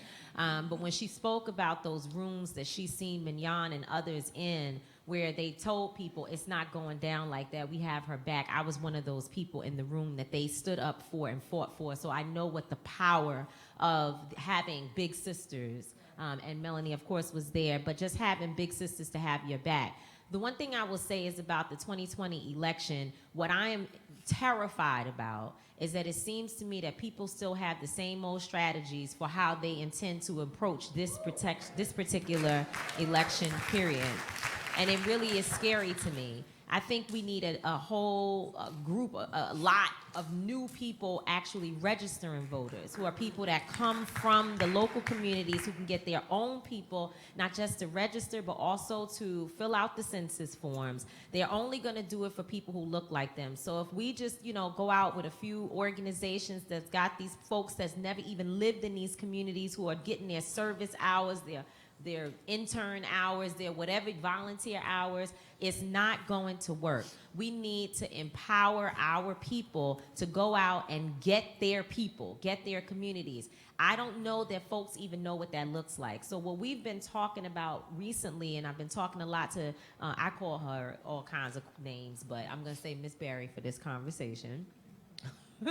But, as I've been talking to her, we think there has to be a strategy that people can pull from, that we can create something and really get it around to folks who need to know how to organize people and how to get them on the ground. Because I know there are folks who do this, they teach, they do all this, but somehow or another, it is not trickling down to people on the ground. People, and I had this bad tendency to call Black people folks who are at the bottom. But I heard Reverend Jackson say recently, I was talking about the bottom, and you know how he'll grab you and catch your coattail, and he did, and he said, when you think about the bottom, give me some other terms to describe the bottom, and one of them was foundation. And he said to me that rather than using lifting the bottom, if we look at ourselves as the foundation of this nation, if we lift the foundation, then others will rise just based upon our success. And I thought that was so powerful. So I hope that we don't go into this with a bottom-out strategy, with we get the last bit of the crumbs and we just try to figure it out, but rather that we are, it is desperate to have funders who support people that are out there working, doing this work, folks you don't like, they got the pants hanging down, they ain't got it together, they split verbs, as you tell me, I split verbs all the time. They do all of that, but they know how to get Ray Ray and Keisha to open those doors and do what's necessary. So that's my word. And I have to run to another panel. Oh, you were going to ask me something else? No, I'm not. I was going to ask you if I could pass the mic. Exactly. Yes, ma'am. Yes. So what I'm going to do now, just to be really clear, we have 5 more people to get through on this, and then a second question that has even more people on it. I got this. Oh, okay. Oh, I can go till 5:30, but I got to leave. Got to moderate a squad panel after this. Okay, Heather Foster, my dear sister, I want to just frame this question with a little more here. And this question is about sharing your perspective on how Black women must use our economic and political power to demand that presidential candidates, and every candidate running, frankly, in 2020, respect our leadership and our vote. Okay. You talk about this all the time. You got this. I know. You're fine. Well, good afternoon, everybody. Melanie, thank you again, as always, for asking me to come back. This is my favorite event of CBC, so it is wonderful to see a room filled of powerful Black women. I am going to be brief. It is very critical in this cycle when it comes to the candidates. I have talked to probably every single person running for president. And the one thing they always do want to know about is Black women and how to reach Black women. And it's striking to me that they don't know how to do this. But it is important to find yourself in a poll, in a focus group, if you get that call, to participate, to tell your members to do these things, to make sure that when you get an invite to a forum or you're have the opportunity to attend a DNC debate, make sure your members show up in the cities that they're traveling across the country. They're going to Houston tomorrow. Make sure that people are attending. I went to the debate in Detroit, and you'd be surprised that that room was not filled with African Americans, although Detroit is a predominantly African American city. And the DNC was giving out tickets. So making sure that your voice heard means showing up at these events, making sure you take part in the polls, and make sure every opportunity that you have to make sure you're becoming an advocate for this community. It's important. They do want to hear from you, and we have a lot of power in this upcoming election. Thank you, Heather. We also have Alejandra Castillo, who is the CEO of the YWCA. Same question for you. So the question, as I heard at the beginning, the power of the Black women's vote. I'm going to describe it in 3 words: monumental, transformational, and soul grounding. And I really believe that it's the Black women's vote that is going to redefine and defend the soul of this country. I want to take a moment because Dr. Elsie Scott mentioned the name of a person that is critical to the movement of the YWCA, and that is Dorothy Height. Before anyone really understood intersectionality, it was Dr. Dorothy Height who really brought that term to bear when she talked about race and gender. And that's why the mission of the YWCA is eliminating racism and empowering women. I want to thank Novo Foundation, the Coca-Cola Foundation. You put your money where your mouth is. And I want to bring it back to the conversation of, we got your back, but help us build capacity. I want to invite philanthropy. Don't make us build those shiny programs. It's because by building capacity, we're going to be able to mobilize. We have 205 associations that are ready to activate, to get people registered to vote, to educate people, to bring them to the polling booth, to help them understand why this election is so important. But if we spend our time spinning our wheels, trying to do contortionism for philanthropy, that critical work will never get done. I'm going to repeat the words again. The power of the Black women's vote is monumental, transformational, and soul grounding. And I want to thank you. And I always want to bring the soul of Dr. Dorothy Height, because our young people need to know that our foremothers had it much worse. And if they don't understand that no one can sit on the sidelines today, we have to get them engaged. Allow me one more second. Dayton, Ohio. The news didn't cover Dayton, Ohio properly. In Dayton, Ohio, the Ku Klux Klan targeted Dayton, Ohio. Yes. In Dayton, Ohio, a hospital decided to shut down and it was demolished. So it left Dayton, Ohio without services and with a physical hole in the ground. In Dayton, Ohio, over Memorial Day weekend, a tornado hit and it took away affordable housing. In Dayton, Ohio, a shooter showed up. That's what the news doesn't understand about our communities, and why we have to really mobilize. I am passionate about this work, but we need to tell our story, and we need to tell it raw, in real terms. This election is going to be truly a definitional point for us. Yeah. And I know that the YWCA is ready for the challenge. Thank you so much. Yes. Thank you, Alejandra. Sitting next to you is someone who's recognized that power throughout her career. Long before there were think pieces written about the power of the Black woman vote, she's always exercised her power in ensuring that we understand ours, and that is none other than Mignon Moore. Mignon Moore, you have the floor. I got bars. Well, I'm starting by looking at Cora, since she's put me on Front Street here as her mentor. So I don't want anybody to believe that.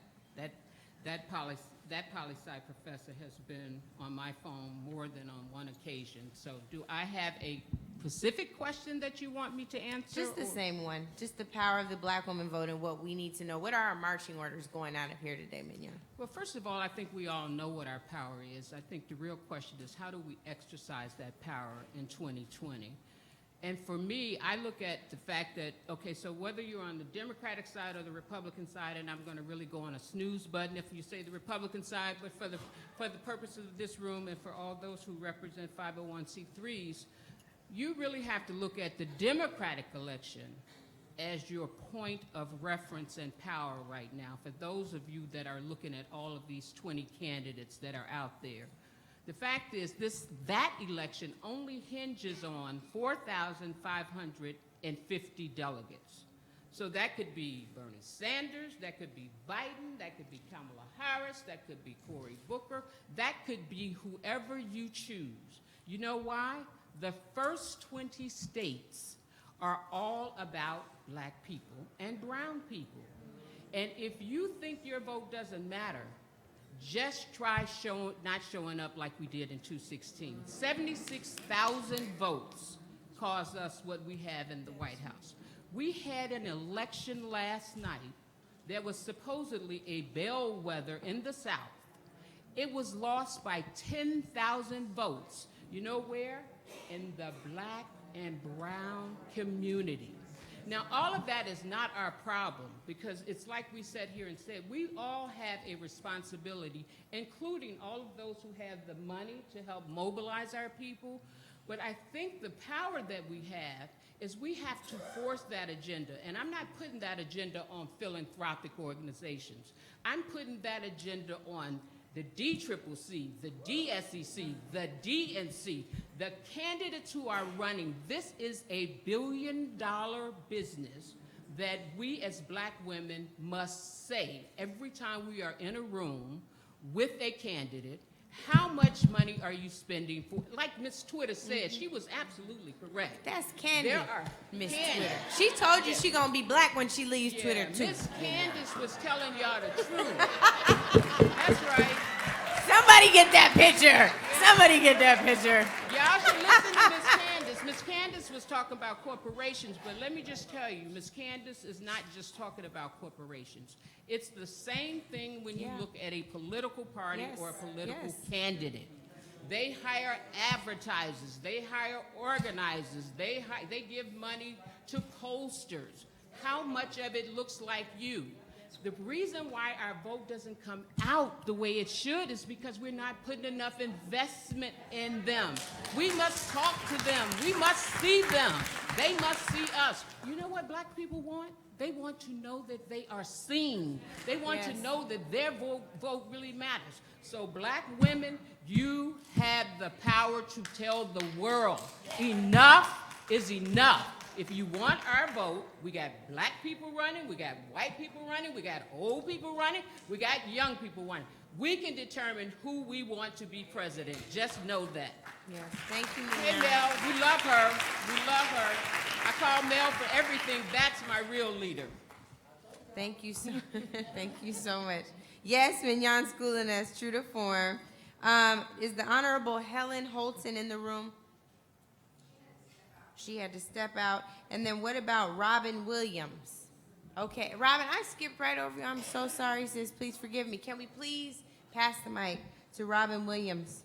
I hate to put you behind Mignon, because that was a very powerful moment. But I'm sure you also have something wonderful to say about the importance of the black woman vote and what are our marching orders when we leave this room. We're all here, so we get it. What do we need to be telling our neighbors and our friends and family members? Thank you so much, sister. I'm used to being last. I'm a Williams, so if you go down the list. Fair enough. But I love being a Fair Williams. enough. I'm a proud Williams. You know, in 2016, Melanie, myself, and some others, we were together on 2016.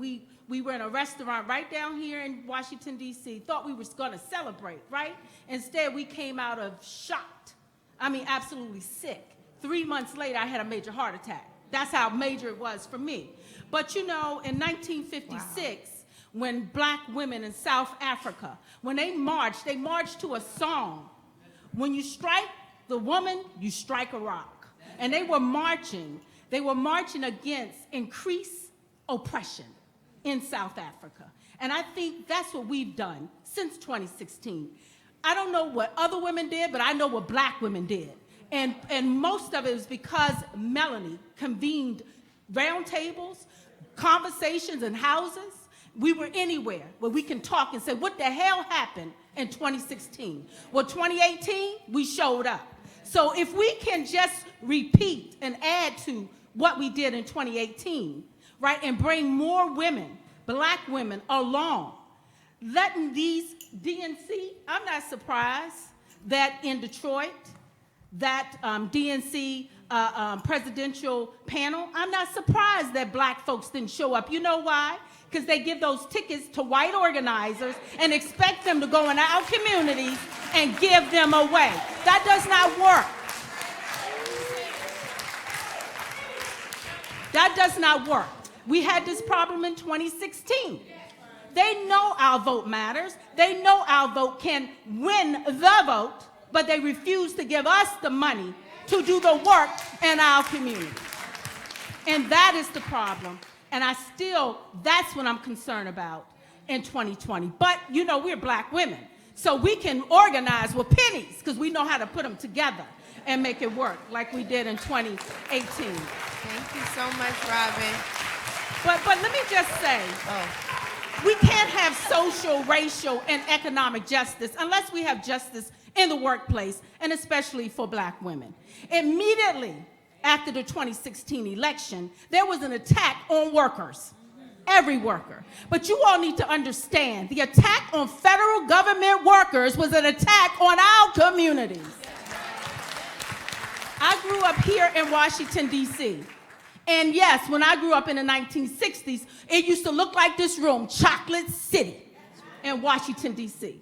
And we were living middle class and some of us upper class. I know because my family was in a nice big house right here in D.C. We went to college, we had cars, we had money, we had food, but it was because we had economic justice, and part of that was because we have good federal government jobs that help the black community to get to the middle class. So what do we have to do, and what are we doing? We represent retail workers, which are majority women, retail workers, and meat packing.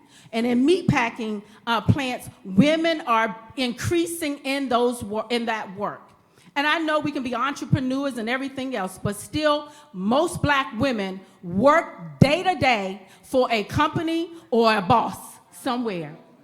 And as we look at state and federal elections and local elections, we have to look at what those jobs look like as well. So what we are doing is going where they are in the workplace. In 2018, we were in a workplace talk, and we go in the plants. We go in the supermarkets. We go anywhere we can to talk to black women about the importance of them voting. And when you do, like Mian said, when you talk to our community, you let them know that their vote is valued. They are valuable, and their voices are needed, and their vote are needed at the doors. So what I say is that anybody that have money, including the DNC and every other triple D and everything, give it to us. We know how to talk to our own people. We must be in classrooms, on the grocery store shop, in plants.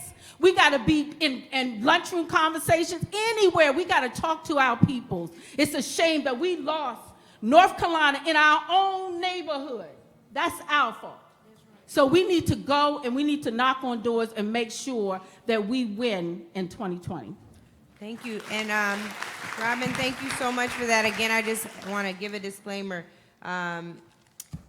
That is not on behalf of the organization. We need to win. Black women just need to show up and vote. This is a nonprofit, and Melanie has funders in the room. I don't work for a nonprofit. For all of those watching and waiting for a members. slip, it's not a slip. It was a passionate plea from her personal capacity. Now, finally, we have the Honorable Helen Holton, who's joined us. And Helen, if I can, just throw something in here for good measure. I personally, in my personal capacity, don't believe that we lost all of the elections that we're being told we lost. And so as you consider the role of the National Association of Black County Officials, the fact that the majority on the House side, at least in Congress, has passed election security measures, what else can black women be doing to ensure that on the state and local level, election security is also a part of that, because those are our votes. They're trying to steal from the 1965 Voting Rights Act. And after you answer, I have to depart for another panel. Thank you. Where is? Here I am. Yes. Right here. There I you am are. here. Yes. Praise the Lord. I am here. Praise him. You know, we talk about work. Today has been a work day. We just finished the annual Board of Directors meeting of the National Organization of Black County Officials, of which I'm the executive director. And I pressed my way here because these are issues that we must address in this day, in this time. What can we do? We can do what black women have always done, whether it is getting on the phone and calling your sister girlfriend. So let's talk about the beauty shop, the barber shop, the nail shop, all those places we go to. Are we sharing information? You know, information is power, but it only becomes powerful when you put it to use and you share it. And so we've got to get to a place and space where we're unapologetic about being who we are, that we wear it as a badge of honor. Black women are the legacy bearers, the legacy carriers of our community. And I'm just going to say, I do the work I do because There are a whole lot of people I can do it for and that I do it with, but if I'm not doing it with the intention of furthering the agenda of my tribe, shame on me. I have gifts, talents, strengths to bear, to make a difference. But it doesn't happen if I don't open my mouth and say so. And be bold enough to say so in audiences that don't look like this room. Yes. In audiences where I might be the only person of color. In audiences where my hair isn't straight and smooth, but it's kinky and it's gray, you know, but I live it and I love it. And so what we have to do is not just sit around the table and high five and be like, yeah, girl, I know what you're talking about. The question is, what are you doing about it? What are you doing about it? Elections that they say we've lost haven't been lost, but they're wake-up calls to us. And so if we're not focusing what we do on the generations ahead, I'm talking about Gen Y, Gen Z, if we're not focused on what their agendas are, we're missing the boat. I like to spend time with young people to help them understand there's room. You know, we go through life thinking that, oh, I can't let out what I know because, you know, then it won't be enough. There's enough for everybody. There's enough for everybody. And so here we have not only a major election coming up, we also have a census count coming up. And what I will tell you, as the census is already putting out address checkers, they're coming to my community, but they don't look like me. And so when you talk about trust, trust is a big issue. So we've got to be able to go into those places. All politics are local. Don't think that anything that happens at the national level didn't start in a neighborhood, in a community where we live. Talk to your neighbors. You don't have to be friendly. You should be. You don't have to be. But in talking to your neighbors, you get information. Go visit your local governing boards, be they the school board, the city council, the county council, wherever it is that those decisions are made that impact the very livelihood that you have. How do I know this? Because I've lived it. Yeah. You got to do it. You can't talk about what you haven't done. And so I'm just encouraging every woman around this table, make sure you're pouring into a younger woman, lifting them up, helping them understand that power doesn't come immediately just because you want it now. That sometimes you have to learn to be a little patient and wait and mentor and shadow and sit underneath leaders like Melanie Campbell, who does it all the time. And so what I want to leave with you is that the challenge is ours. Defeat is within our hands. So is victory. Yeah. If we're going to be victorious, let's get to the point of doing what we need to do, what we've always done. We don't have to shout about it, brag about it, but what we must do most of all is just do the work. Thank you so much. Before we transition to the final panel, just really quick, or the final panel, I just really quickly want to recognize Arlene Holt Baker, who is in the room. You all know, many of you all know who she is, a legendary leader from AFL-CIO, who's now retired, but still very much so doing the work. Did she leave? Well, she left. We went a little long, but she left. But you all, thank you so much for indulging me. I'm going to run to do my panel with the squad. I got a podcast right now. Thank you. Thank you. Can we give our sister a round of applause? Thank you, Bruce. Thank you so much, Angela. Thank you, thank you. Now, we've talked about a lot of things, and I don't want anybody to move. Don't move. Don't move, because we didn't come here just to talk. We didn't come here just to talk. Can you say it with me? We didn't just come here to talk. So this last conversation is really about allowing you to know what's going on, how you can get involved. And so this next group, I'm going to ask, these are folks who are on a national and state level getting the work done mobilization-wise. And so I'm going to ask the sisters to just go through and let us know what you're doing and how folks can get involved. All right? And so can we get folks to stay still? Thank you. All right, so I'm going to start off with Dr. Barbara Williams Skinner, co-chair of National African American Clergy Network and co-chair for the Unity Diaspora Coalition. Ebony Baylor, Director of Civic Engagement, National Urban League. Helen Butler, Convener, Georgia Black Women's Roundtable, Executive Director of the People's Agenda. Olita Fitzgerald, Regional Administrator, Southern Rural Black Women's Initiative, Director, Center for Children's Defense Fund, Southern Regional Office. Holly Holliday, Esquire, Senior Policy and Data Advisor, National Coalition, but also President of Sisters Lead, Sisters Vote. Sheila Esong, National Political Director, Civic Engagement, NAACP. The Honorable Stephanie Moore, Co-Convener, Michigan Black Women's Roundtable, also Commissioner of Kalamazoo County Commission in Commission. Acacia Newsom, who's our intern and project assistant.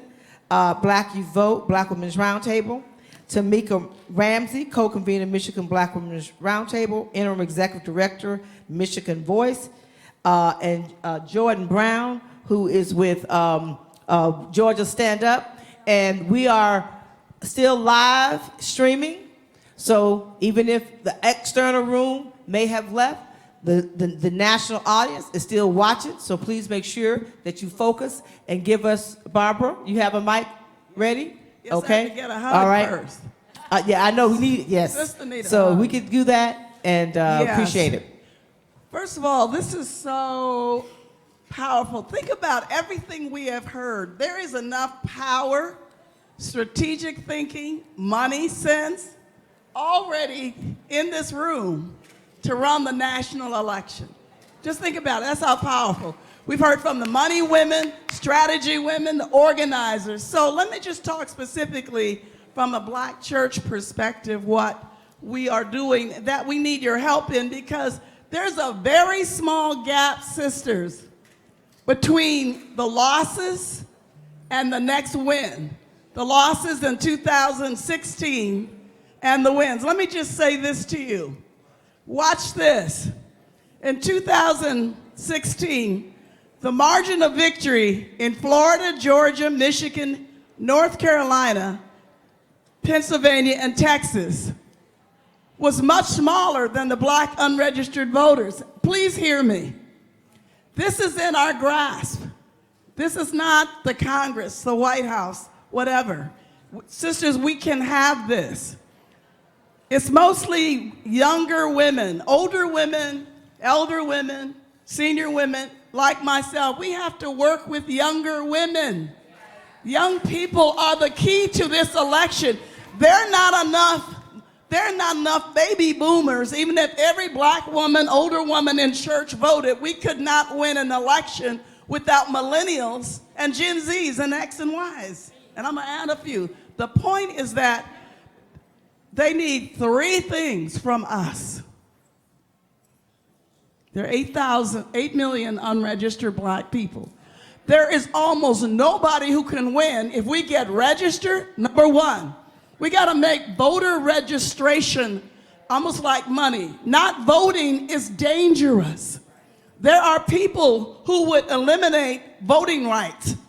They would eliminate the 13th Amendment and the 14th if they could. Okay, so registration. Secondly, why vote?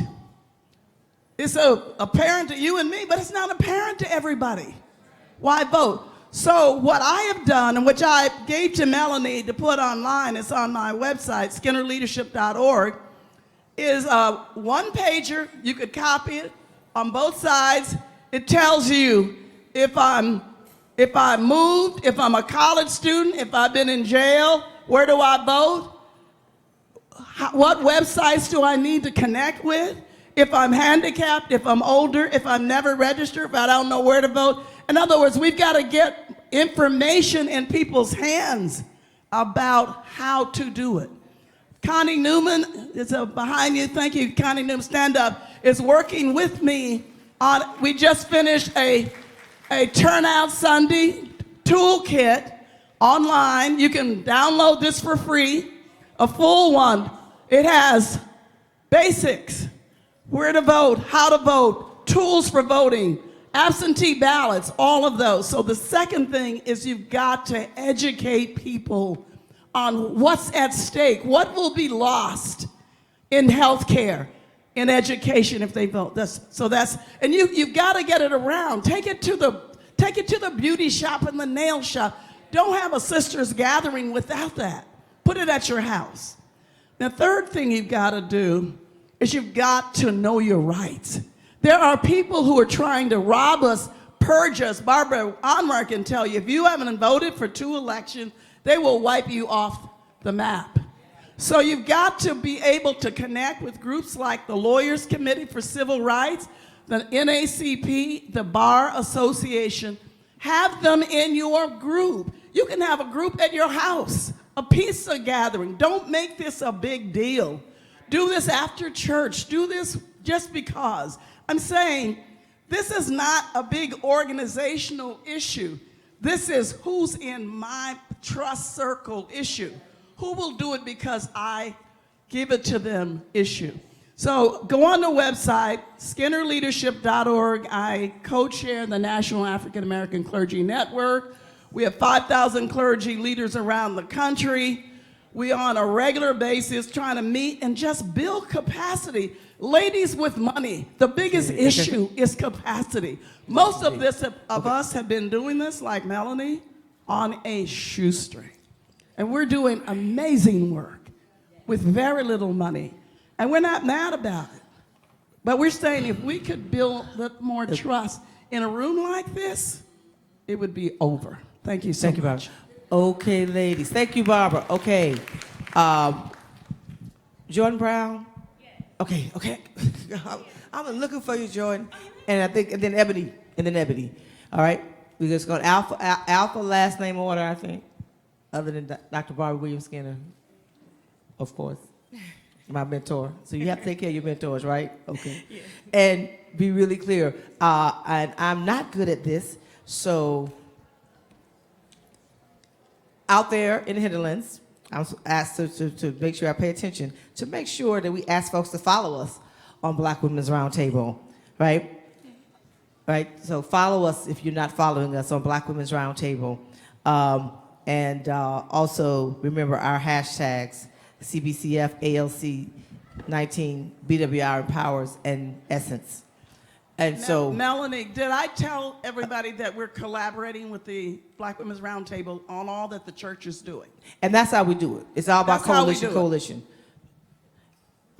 Jordan, Ebony. All right. Well, thank you. Helen. Oh. We're going to do all the B's. Jordan. You hadn't had no sleep, y'all. Come on. But Jordan, Ebony, and then Helen on the B's, and then we'll go to next. All right. Well, thank you, Melanie, for having Georgia stand up and me as well. Oh, sorry about that. And so thank you to Ms. Helen Holton and Ms. Berry and Dr. Barbara for pointing out the importance of having millennials involved in the census 2020 as well as the election. And so just to be real quick, so one thing that we do have to remember is that the census report represents a snapshot, if you will, and it's a frozen moment in time. And so even if the numbers are accurate, they cannot be taken as indicators of the future performance, right? So they're not forward-looking. And so on the other hand, if it's not forward-looking, we can have forward-looking surveys that give insight into the attitudes that may shape and predict future events. And so although there may be statistical evidence of some very incremental gains against poverty that's captured by that census snapshot, that moment could be very temporary. And so what may be more predictive is the perspective and attitudes of an entire generation that is 75 million and counting, strong, whose economic prospects seem very shaky, especially for young Black women when we discuss student loans as well as jobs. And so millennial numbers and attitudes offer a forward-looking contrast to the census snapshot, which may be more meaningful moving forward. So yes, we will do the census, but many of us know, we don't quite know the why. And once we know the why, we will have the power to shape the new democracy, if you will, with our perspectives based on that census 2020. And then so to highlight voting and to be quick about it, millennials and Gen Z and on, we make up half of the eligible voting population. And so one of the strategies that Georgia Stand Up is doing under our Stand Up and Vote campaign is there's typically a strategy to mobilize us and get us to the polls, which is great. But one of the things that we tend to focus on in our voter registration program is having us, using peer-to-peer engagement, having us understand the power of the seat. So if we don't understand the power of the seat, then we're not really as inclined to vote. So that's one thing that's one of our strategies for Stand Up. So thank you, Melanie.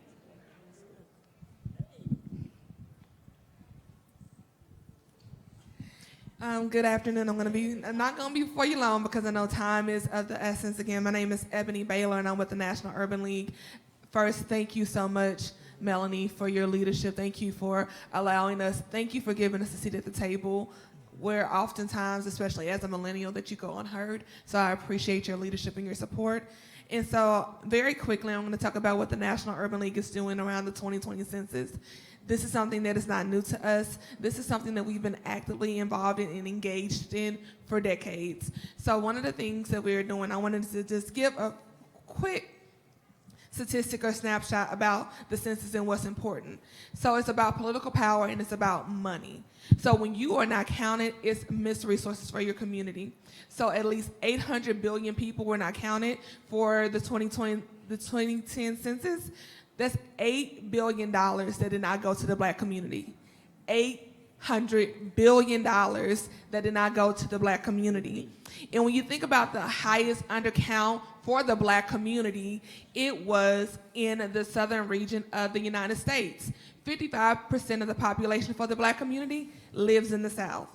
And when you look at Black children between the ages of 0 and 4, we are double undercounted than that of white children. So white children are undercounted at 3%, Black children are undercounted at 6%. So what does that mean to our community? Head Start facilities, WIC, CHIP programs, all those things are counted and they matter for the census count.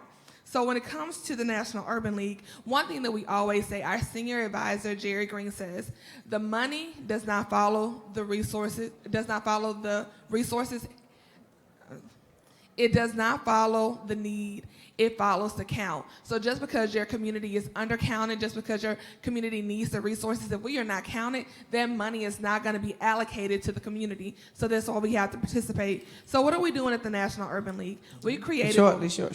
Okay, what we call the Make Black Count campaign. We are working in coalition with Melanie Campbell, with the Unity Diaspora, where we are convening national organizations to talk about the importance of the census. We're also doing training guides and resources. So for us, the national office, we're about training, we're about activating, and we're about educating. All right, thank you. Helen Butler and Nika Achapu. I'm messing that up. I know I am. Thank you. And I know you're here from Undocu Black, and I want to make sure you come after Helen. Okay. Thank you, Melanie, and good evening to everyone. I'm so happy to be a part of this, as always. And what is happening in Georgia? It is a battleground, and it truly is a battleground. So what are we doing? We have to be prepared. We have to know what is at stake at all levels, not just the presidential. But did you know that the South can have a great impact on the Senate, on the U.S. Senate? Georgia has 2 Senate races that are coming up. And so we also have our statewide constitutional officers that are at stake. We have to know what it means. In the census for Georgia, men, Black men, are the most undercounted target groups. So we have to be ready to protect our brothers, to get them engaged in the census process. We know that we have to model what Melanie has done by building an infrastructure that is led by Black women who can relate to the Black community and that will carry everyone with us as we lead this organization, our organizations. We have to connect that we have the power and our vote is power. But as in Georgia, we have so many barriers, so many problems that are trying to prevent us from voting. So we have to be engaged and prepared to fight those battles. There have been 214 poll closures alone in Georgia. So we've got to make sure we have the legal resources. We've got to have people educated to know when those things are coming. Section 5 has made inoperable the Voting Rights Act. So now it takes our resources to actually monitor all 159 counties' boards of elections to just understand that we want to prevent the poll closures, the precinct consolidations, the voter purges, the redistricting. So it is upon us to be engaged and proactive. But most of all, we've got to educate our voters to get them to understand, know your candidates, know who they are, be engaged in that process. Use technology. We've got to provide our rural areas that don't have broadband access for the census. We've got to give them that access. So it's upon us Black women to make sure that our communities are secure and equitable. Thank you, Helen. Thank you so much for the opportunity. I am representing on DocuBlack today, but since we are on the topic of elections, I have to talk about Texas and how many African immigrants who are eligible for voting are able to actually help flip certain districts. So I'm going to give some numbers. Talk to Mike briefly, y'all. Yes, So very briefly. 53.2% of African immigrants who are naturalized here in the U.S. are not informed about the voting process. We do not have a system to register people to vote and also bring them to the poll for training. So what we're doing on DocuBlack and the African Public Affairs Committee is actually training folks and giving them the knowledge so that they can be empowered to actually vote. I'm sorry that the time is short. I was actually brought on to talk about TPS, DED, and Liberia. Well, I would say this. I'll come back to you because I know that, I think that's what I was, and I apologize because we really supposed to have been on the earlier panels. I do apologize for that. I don't have publicly, I don't mind saying I missed that in what we had given her. Because I know you were here for Patrice Lawrence. So we'll still make sure before you walk out. Is that all right? Yeah, it's okay. fine. We want to put it on record how critical it is in this conversation around justice. Sorry, I didn't hear you. I'm going to come back to you to make sure you can talk about it. Okay. Olita Fitzgerald. Olita Fitzgerald, following her, Holly Holiday. And I'm going to also have Keisha Newsom because you all are coming from our organization, so I think it makes sense for you all to be together. Following that, at least my glasses are fogging up here, so somebody, yeah, thank you, Sheila Esong from the NACP, Stephanie Moore, and then Tamika Ramsey, last but certainly not least. Is that all right? So. All right. Okay, so I want to thank Melanie as everyone else has, and I want to recognize my fellow Mississippians who are in the room and good friends from philanthropy. I'm here representing a network of 2,500 women and young women and girls across rural areas of the Black Belt in Alabama and Georgia and the Delta in Mississippi. And I don't want us to forget those women and the power of those women, the power of that region of the country, and the knowledge that is embedded in those communities that drives what's going on now, that from the Marion Berries and from all of the folks that worked all of those years. We have human rights commissions, which are organized of black women across the rural areas. And we have the Unita Blackwell Young Women's Leadership Institute, which has graduated as 1,400 young girls this past June at Tougaloo College in a 5-day intensive training that attempts to make sure that as our young women come along, they understand the history of where we all come from, and they understand from that history why this time is so critical. It is not just about voting for president.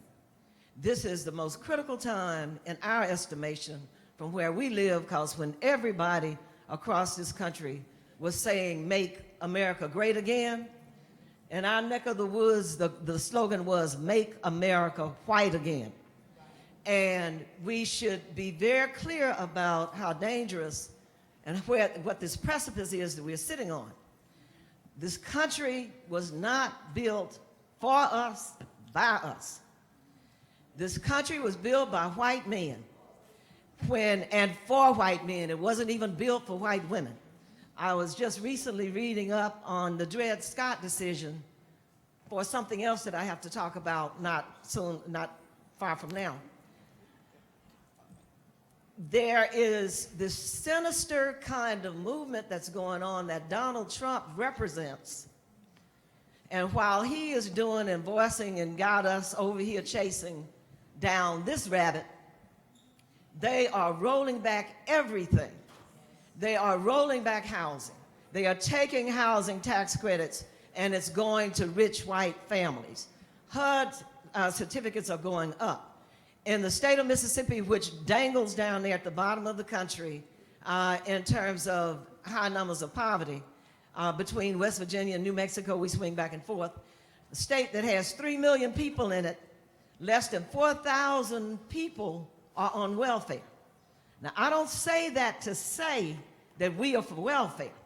I say that to say Mississippi is still getting $112 million for its TANF population, and less than 4,000 people are on welfare. There's 112 million of your tax dollars, and they are claiming all these black people are just wanting to be on welfare. And we wonder why our communities are as broke as they are. We wonder why our children are picking up guns and shooting each other. We have created an underground community, and it's getting worse, and it is not counted. I want you all to take a look at a report that SRBWI put out that's called Unequal Lives, the State of Black Women and Their Families in the Rural South. Unemployment in the counties that we looked at can be as high as 25%. Poverty rates in those counties can be 70 to 80%. There is something sinister going on that we have to deal with these elections that's coming up, but we've got to dig deeper and learn more and be more conscious and make sure that other people are studying these things, because they are not happening by happenstance. The stuff that's going on that we have to grapple with for our children's education. Black children are not being educated toward a 21st century economy. If we all got every dime that we are owed in our school districts across this country where black children are, they are not being educated for the economy that is coming. So as we have this conversation about this stop along the way for this presidential election in 2020, for this governor's race in Mississippi in 2019, and whenever the elections are after that, we have got to be much more somber and serious about why we are voting. I wouldn't care who the candidate was. It is not a popularity contest. It is who is going to do us the least harm. And we have got to know that. We cannot get hung up on this candidate stuff and these, what the polls are saying. We have got to be building and organizing and educating that whatever the election, we are moving. Thank you. We are going to, thank you, Olita. We're going to transition I know that Roland Martin Unfiltered is getting to a closing point with their live streaming, and we're going to continue to go live, Facebook Live. So if anyone's out there watching, please go to the National Coalition on Black Civic Participation's Facebook Live page to continue to hear the conversation. So I think he's got a couple of minutes to give us that quick transition. So just so if anybody's out there watching and want to hear, and make sure you want to hear the end, you can just go to National Coalition on Black Civic Participation. And who is next? Acacia Newsom, and then Holly Holiday. Yes, and then Sheila Esong. And then 3 more, right? And we're done? Yeah. Mm-hmm. I'm just doing 3 at a time. Acacia? Yep. Holly? Okay. I'll go first. Okay. Thank you, Mel, again. I want to talk about Black Youth Vote. That is I'll speak up. Okay, got you. So Black Youth Vote is actually only a year older than me, and we focus on continuing to implement the voter education, as well as educate the youth in the population. I'm sorry, long day. And we know this is your first time public speaking, Yes, so we go. that too. Yes. Just breathe. Just breathe. You're doing great. We have all been the first time on the mic. It's all good. You're doing great. So, hold it up a and then little you're bit good. so we can hear everything I you're still get saying. panicked, and I've been doing this a long time. Don't worry about it. Okay. I'm good now. Thank Good. you, though.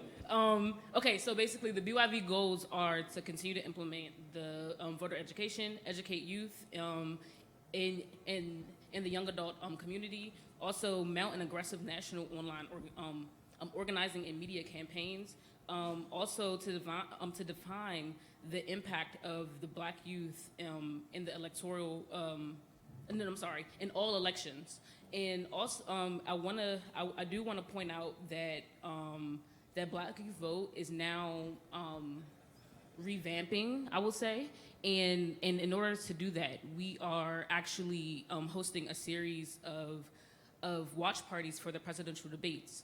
And so this is to bring together all of the Black youth in all of our states to actually get more aware of the issues at hand now, because it was said earlier that the youth they want to know that they are seen, and that was Mignon Moore that said that. And in order for the Black youth to know that, we have to, the millennials ourselves, we have to gather them and make them listen. And so this is our way of doing that. And we have one tonight. Actually, I'm sorry, it's tomorrow night.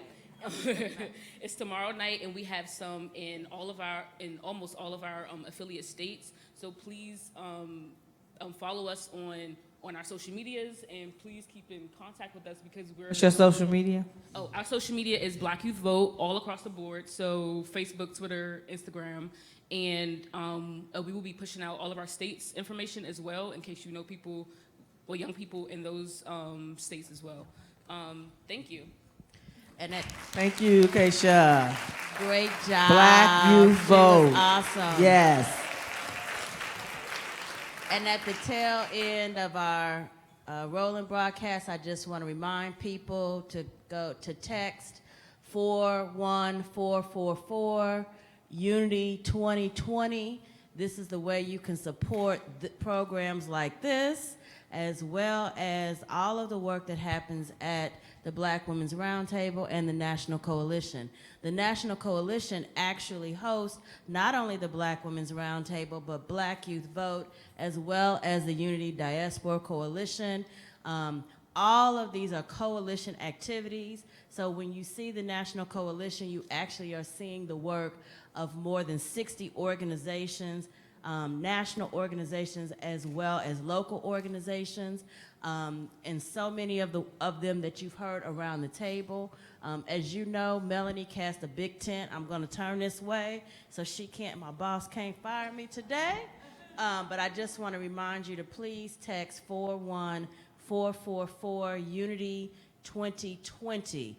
And you can also tweet that out so that those people who aren't in the room text 41444 Unity 2020. That's a way to donate, but it's also a way to stay connected to what we're doing.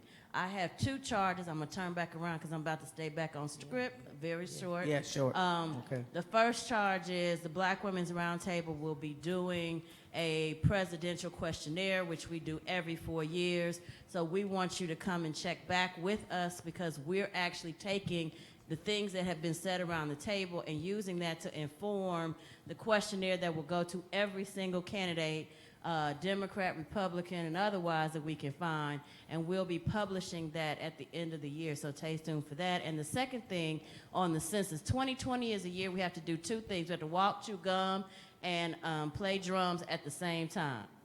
Census is coming out right during the middle of all of our primaries, so we have to be aware. The census mail drops March 12th, right in between 2 Super Tuesdays. So we already know what our mailbox is going to look like. Also, and so I just want to make sure that as you think about what we have to do, we have to vote and be counted at the same time. It's real, and check out the Unity Coalition, unitycampaign.org for more information. Thank you. Thank you, Holly. And last, and certainly not least, we have Sheila Esong, National Political Director, Civic Engagement, NACP, the Honorable Stephanie Moore, again, co-convener Michigan Black Women's Roundtable, as well as Tamika Ramsey, co-convener Michigan Black Women's Roundtable, also serving as interim Executive Director, Michigan Voice. And I do want to just thank everyone, thank Roland Martin for always partnering with us to make sure we always can get out of the room. So we just give Roland a thank you, shout out, thank you, Roland. And again, so that will be Sheila, Stephanie, and Tamika. Close us out, ladies. Can you all hear me? Yeah. Awesome. My name is Sheila Esong, and I am the first National Political Director here at the NAACP. Super excited to be here, and I really want to, applaud all of you for your perseverance. I'm always amazed by Black women and our strength, and those of you that are still in the room, we really appreciate you being here. I do want to make some few shout outs because I think the coalition work here is super important. Stacey Long Simmons over at the LGBTQ Task Force, Commissioner Sheila Tyson in the back from the great city of Birmingham, Alabama. Our board member, Robin Williams, who left here earlier, and of course my sis over here, my Nigerian sister, Nneka from Ndaki Work. Thank you all for the great work that you do. I'm really excited to be here, and I really want to talk to you all about what we're doing at the NAACP. What we know is that issues matter, right? We all care about issues, whether it's criminal justice reform, whether it's reproductive health, climate justice, healthcare, education, etc. But what we know at the NAACP is that when we ask Black folks, right? When we ask Black folks, how did we win in 2008? How did President Obama get elected in 2008 and re-elected in 2012? Who knows? Where did he win? How did he win? With who? But exactly how? What we're doing at the NAACP is we are trying to build a data-run and a data-focused infrastructure that's going to give us the platform to be able to answer those questions so that what happened in 2016